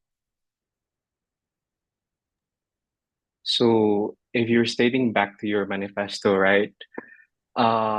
We have a different situation right now, and things go by with this situation. So do you think your manifesto last year is efficient and effective to be done this year? Because the situation is totally different right now. Yeah, I think since this website will be passed on to the next MUIS OBs and the next MUIS team as well, starting from this year until next year, until like and the MUIS editors next year, which will be handling the website as well, will be aware about this. It will be an effective approach, because it will be an asset, because website is always a MUIS thing, because the last year's MUIS, I saw like a website where there were the OBs for last year's MUIS, but I think it got some problem and it was not approved as well. But since MUIS was always since website was always like a thing for like a thing that MUIS always have, so I think this will be an effective approach because this year we have our own codings and we made it from scratch and we're still working on it. If May I know I what do you mean may- by? Sorry, Dom, go ahead. Okay, yeah. I actually, sorry, I come into this question. I just I don't think I know much about this one because I wasn't publicity officer. But quick question. I think I have two questions. First one, you guys, MUIS, right, are aware that if you start committing to a new website, right, you are responsible for the cost, and that means that if you the startup cost itself is a bit high, and the second thing is that money, right, will come from your own budget, and that means that it takes money away from, say, One World or MSC or One World MCN, sorry. And if you have to change websites, and again, I'm not saying that your idea is not feasible. I'm saying that I really wonder how practical an idea of shifting a website is, because um, that was our initial plan with Squarespace as well. Squarespace, mind you, cost $700, not including domain fee, which we also paid through ITS and so on. But we had to switch provider because of the SSL and the CCCA, is it right? I think. But there's a question raised regarding not about whether you can make the project happen, but regarding the sustainability of the project. So my suggestion would be just to stick with what's already been done. And then, like the others I mentioned, I think they've mentioned enough times that it's not as if the MUSA website itself currently cannot be edited by MUIS or any of the other departments, in fact. So then the question raises, is it really necessary for you guys to make a new website? Because even, yeah lah, you can say that in your manifesto, and by right, most things on your manifesto should be achieved. But if, let's say, my manifesto says that I'm going to spend 200,000 on Monash Ball, and you don't have 200,000 to spend on Monash Ball, there's no way you can fulfill it either. So it really depends on the situation. And right now, I'm not sure whether you guys should proceed with this as well. I mean, my 2 cents is I would rather be very careful about how you guys proceed, because if Versa is also not verified, or the integration is not supported by ITS, not Malaysia, mind you, but Australia, they're very strict on it. Like Squarespace, Wix, all of these websites with the custom widgets have all been nuked because they're not supported by SSL and CAA. So the likelihood of Versa being supported is also not great lah, to be honest with you guys. So it's a very sketchy situation lah, if you ask me. But that's my 2 cents lah, I'm done.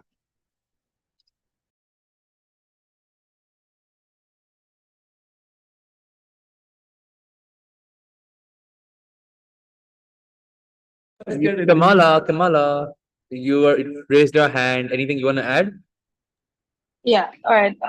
Can you guys hear me? I'm out right now. Yeah. Okay. I assume you guys can hear me. So, my apologies. I just arrived at this meeting because I sent in an apology letter. But essentially, for the website part, I think if there are any other concerns that is going to be brought up, feel free to brought us up during an MHC or HAC meeting, because I feel like the people that has been communicating concerns are part of the MIC or the HAC. So I do want to clarify that this website just got the approval simply for the payment by the MAC a couple of days ago. And before we publish this, we are going to have a talk with the HAC as well as the MAC. So feel free to ask us for more concerns, and I will give more detailed insight during that. I don't want to take too much time of everybody's time right now, as well as this MSC has gone on for quite a while. So yeah, that's all I'm gonna say. Yeah. And If I may yeah, step in thank as you. well, like the current arrangement we have with MUIS is they don't have approval to launch yet. They have approval to pay for the subscription right now, but they still have to make the content for it and show it to MAC, and they have to get approval to launch. So they still don't have approval until we see what it's all about. And they also will be discussing with HAC once they have more things made. So yeah, that's what I have as well. Okay, cool. If I may, just one last thing. My suggestion, right, before you even commence buying the website, or would you please ask Jackson to talk to ITS based on whether the SSL and CAA certification are compatible or not? Because even if you buy and then it's not compatible, then there's no point. Yeah, that's all. Okay, thank you, Alpha, Jackson, and Dominic. All right, who wants to accept the report? Jackson. Thanks, Jackson.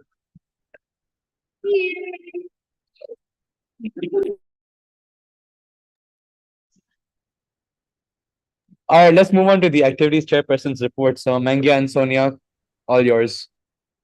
Okay, thank you, Hadi. Okay, so moving on to the activities chairperson's report to make things concise. October orientation has ended successfully after being held on the 18th to 20th of October, and we would like to extend our gratitude to the welfare department and all the MUSA office bearers who attended physically to help for the MUSA intro session. And although the orientation event faced traffic challenges from the combined events of the activities event and the Joe Makan session, the obstacle was resolved and ended decently. As for areas of improvement for future notice and knowledge is potential screening or detailed specification of body requirements. And I'll be passing to Sonia to talk about the Monash Ball. All right, so for the updates for the Monash Ball, the venues are currently being reconsidered. However, the range for the event will be held from the 29th, will be held around either on the 26th of November throughout the 17th of December. However, internal logistics are already on standby, which include the performing lineup, the awards, the interactive entertainment, tickets, the voting systems, the flower pre-orders as well, and even the individual door gifts that we have already prepared for each student. Other additions actually include the external vendors, such as the photo booth, the ice cream vendors, and the after-party DJ that will be playing for the last hour of the night. Meanwhile, we do encourage students to keep an eye out for Monash Ball as all registration forms and perks will be released soon. So that pretty much wraps up the activities chairperson's report. So motion accepted by, oh, sorry. I think I see a hand, yep. All right, so I've just got a few things to say, and I think I want to get to the end of this before I take it. I mean, anyone answers or anything. All right, so okay, so Yeah, sure, go ahead. So first of all, I would just like to start off by saying I think as a student at Monash, this year has been absolutely atrocious because the activities department has only done one standalone event and one collaboration. And I think we need to sit and ask ourselves, is this what is expected of an activities chairperson? Monash Got Talent, that was very last minute. And here we are yet again with Monash Ball. You guys had months to prepare for this. And after all that, we've landed on a theme called Night of Art. I think that's preposterous. If you Google Night of Art prom theme, nothing shows up because it doesn't make sense to expect students to dress up according to a piece of art. Okay, moving on to the find a date service or whatever you guys did during Wellness Week, if I recall. You guys have not even sold tickets. What are you guys helping people who aren't even confirmed to be going to the ball and playing Cupid? And again, this is obviously done without EMS approval. Don't even get me started on the Instagram, okay? Because that's a whole other thing. And okay, I'm just gonna say this lah. When Rashwan asked you guys to write a simple proposal to the hotels, you guys replied by saying, oh, well, I mean, it's a MUSA event, so we figured that we need the EXCO to help. Do you mean to tell me in the department with all 19 of you, that is 2 OBs and 17 subcoms, which is 2 more subcoms than we had last year, you guys couldn't even do that? The fact that Mandarin Oriental didn't even confirm just shows that, there is such a lackadaisical attitude that you guys have. So please don't come and hide this and say the venue is still under confirmation, likely to change, because it is a clear oversight on your part. And don't try and conceal the fact by saying you're trying to address the feedback from last year's ball. Hence, this is the reason.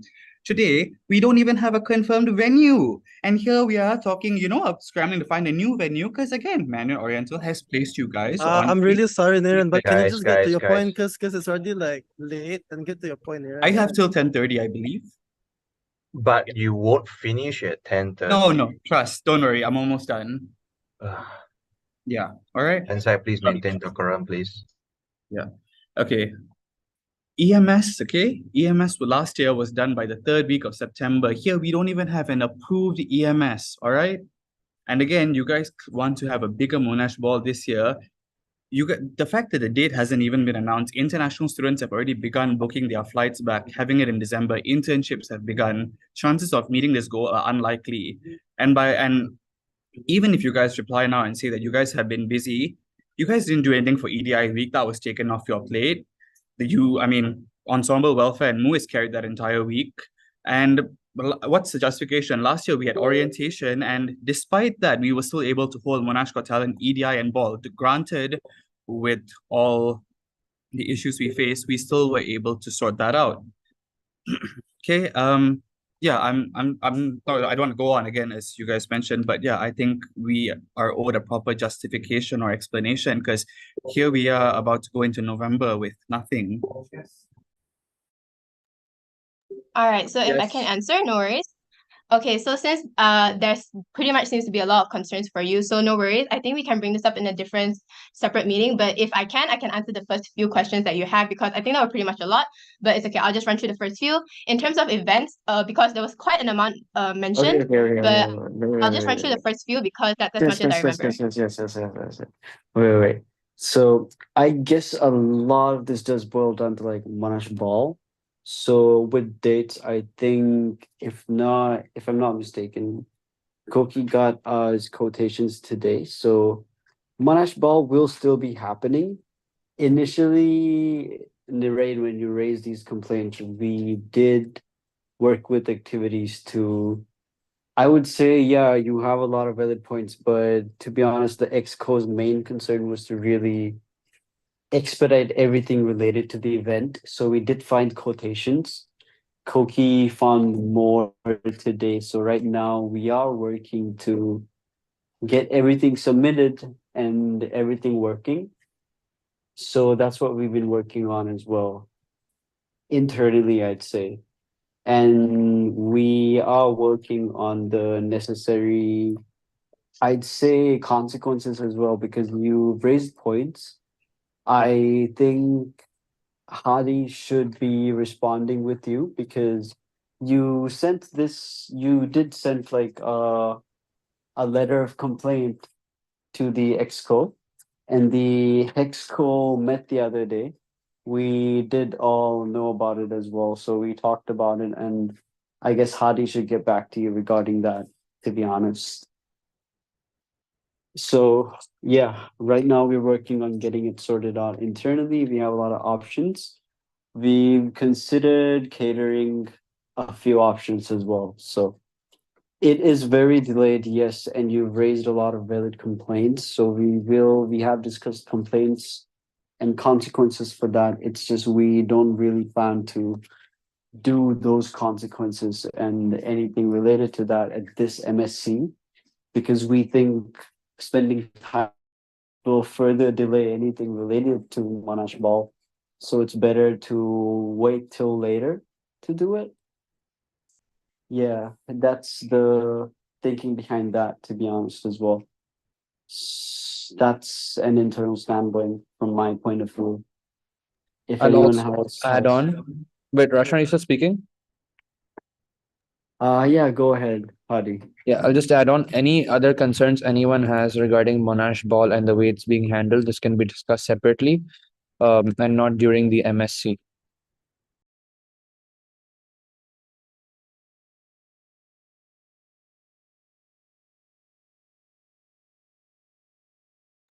Okay. Was activities done, or did they have anything? Nireen, what do you have in mind? Like, how do you think we best mend the situation? Because in your letter, I did see that you wanted a removal, because right now a removal wouldn't really be the best way to address the situation. And that's something the Hexco did raise concern, to be honest with, because it wouldn't really fortify the situation at all. It wouldn't really help with the ball and activities being, sorting that situation out is what we really need right now. So that's what we're working on. Yeah. Does anyone else have anything to add, guys?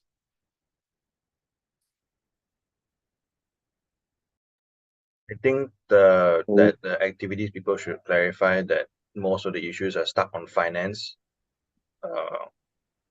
Yeah, whereas for activities last year, they had a lot of cash on hand to deal with things. So that's a very big difference where we are right now. But that's it for me.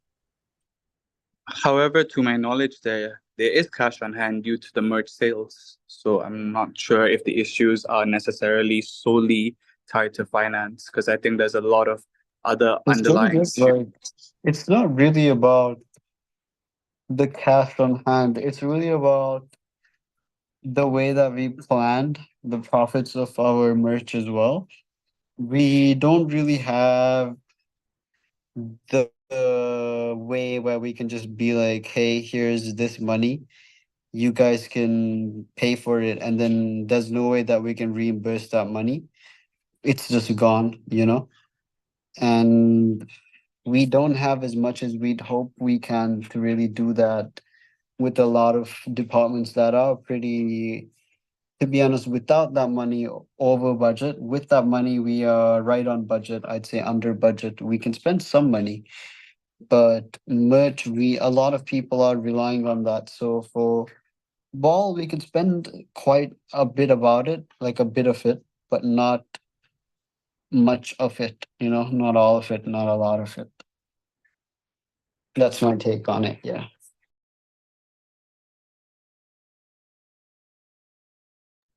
Can I say something? Hello. Yeah, of course, go ahead. Also, guys, Ah, just to remind everyone, we're so gonna wrap up yeah, MSc 10:30, but if anyone has anything to say, go ahead, just start. I'll keep it short because I was approached about this issue, and I already gave my advice already. But I just want to say that what I got to what Tom said, finance procedures has been very different ever since last year with this year. Being involved in a few of the procedures myself, I can see that drastic difference.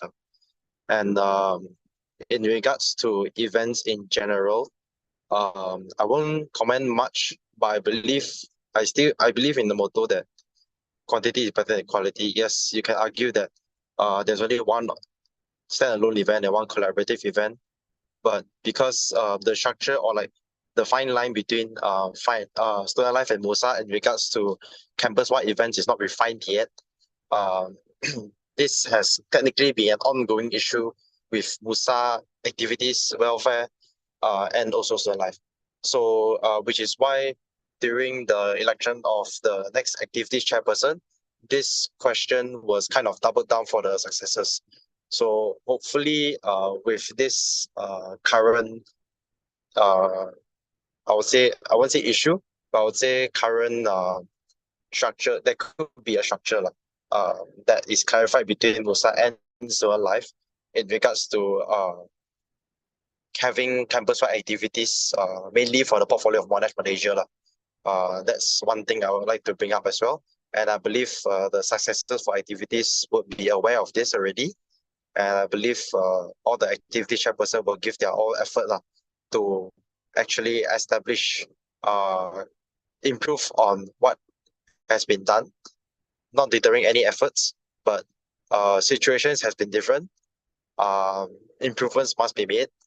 And I would say Monash Ball is a matter to be discussed separately. But I would say in general, for last year and this year, I don't see anything that seems deterring as a student. I would say, I mean, there's a lot of things I could pick about, but I would say that generally speaking, there has been no difference, but in fact, due to the increase and in availability of resources, generally, not just activities, things has been slightly improving, I would say. So that's one thing I want to comment about. Yeah. I would beg to differ with that. I mean, because speaking about the quantity and quality, because here we are with, then how come welfare was able to, have this many initiatives this year and conclude them successfully? Might I add, I understand they're two completely different portfolios, but I mean, yeah, they were still events, so to speak. So I don't think it's fair that be yeah, that this is the justification for that. I don't know. Yeah. So anyone else feel free to contribute. Shall we move on, please? And Hadi, can you please maintain the decorum and ensure timeliness? I don't think it's fair though, because you guys got to raise your issues about the general secretary's report and everything else. So I think this deserves just as enough attention. I'll interject here with one thing. I do agree with Niren on that part that everyone should have equal footing. We are short on time, however, so I will say let's cut this meeting right now till where it is, and we should finish with the acceptance of this report because whatever has been stated is still correct. Of course, the updates will be given during the next MSC, with not 9.2, I mean MSC 10, unless anyone has any other interjections here. Hadi? Can I have one short question? Sorry, so just last question from the CRO department is just a lot of CRs and a lot of international students has been questioning for certainty of dates. Since I've seen in the report, it's between 26th of November through 17th of December. It's quite a large range of dates. Is there any more specific details of dates that can be given out for international students? Hi, Dominic. Just to clarify your question, we're looking at around 26 November, 3rd of December, or 17th of December. And just to clarify Niren's first question, right? We actually did more than one event this year, and it's not just Monash Got Talent. We actually did 12 other initiatives this year. And the list includes February Orientation Week, the Old Malayan Carnival, MUSA Awards, Respect Week, July Orientation with Joe Makan, the Creative Gallery event, Orientation Concert, Inter-Campus Night, Monash Got Talent, October Orientation Week, and the event that was held during the week itself. So the one event for Monash Got Talent, it's a bit absurd because that is just an accusation. We would love to be able to clarify everything else if needed, but clearly since the meeting shows that we might need to bring this separately, we would love to be able to reschedule another meeting with you personally if you really want that clarification. I think that applies same to editors as well since they need the transparency. So if that works for editors as well, then maybe we can also have a meeting to clarify everything for everyone. These are not just all the I would events that were say, hosted to be last honest, year, hey though. guys, I'd say let's have a separate meeting to discuss that because I feel like, yeah, there's a lot there that we now need to talk about with different parties involved. So let's schedule that. Hadi, I need you to work on scheduling that. But for now, it's 10:30. It's getting late, so let's try to get that report finished and let's schedule that meeting. Hadi, I need you to get Niren, activities, other HAC members, GenSec VPs, treasurers, and anyone else that's been active in Monash Ball in meetings soon. Yeah, let's talk about this, but I don't think this is the way that we really expect to discuss these things. This is more so like, I feel like we're just really being too hostile here, guys. We're not really achieving any goals. There's no way we're really pursuing any sort of direct way to achieve any progress here. So we need to do that, but this isn't the place or the way to do it. So I think we need to finish it off here. Let's finish up the report, close the MSC. That's what I have to say. I agree. The next MSC, which is 9.2 in this case, will be held Let's approximately. have a meeting before that next MSC. Yeah, of course. Whatever we discuss in that meeting, we can present in that MSC as well, and we'll have more progress. I agree on that. I just want to confirm one thing, Rashwan. Do we accept the report right now or leave it for the later? To be honest, let's leave the activities report and start it from activities next time. Okay. Because for activities, we want that meeting to happen as well. Okay. Does HSC agree to have a meeting to discuss Monash Ball, these complaints, the relevance of activities response to this sometime before MSC 9.2? Hadi, once you have maybe like a timeline for 9.2, can you share a date with HAC? But till then, HAC, do you agree to do like an online discussion regarding this manner as well, along with everyone else? Yeah, HAC can do anytime. Okay, cool. So Not anytime after this week, please. I'm yeah, dying how do you exams. put this on like the urgent stuff? Yeah. If it's Yeah. urgent, then we just communicate in the group chat lah. HAC can Yeah. accommodate each. Cool. Yeah. But if we need a discussion with all the parties, I would prefer Friday. Okay. Yeah. So when it rain, Mingya, Sonia, Koki, everyone else as well, Hadi. I need you to get them. Yeah, I'll schedule the meeting soon. We'll get this sorted out.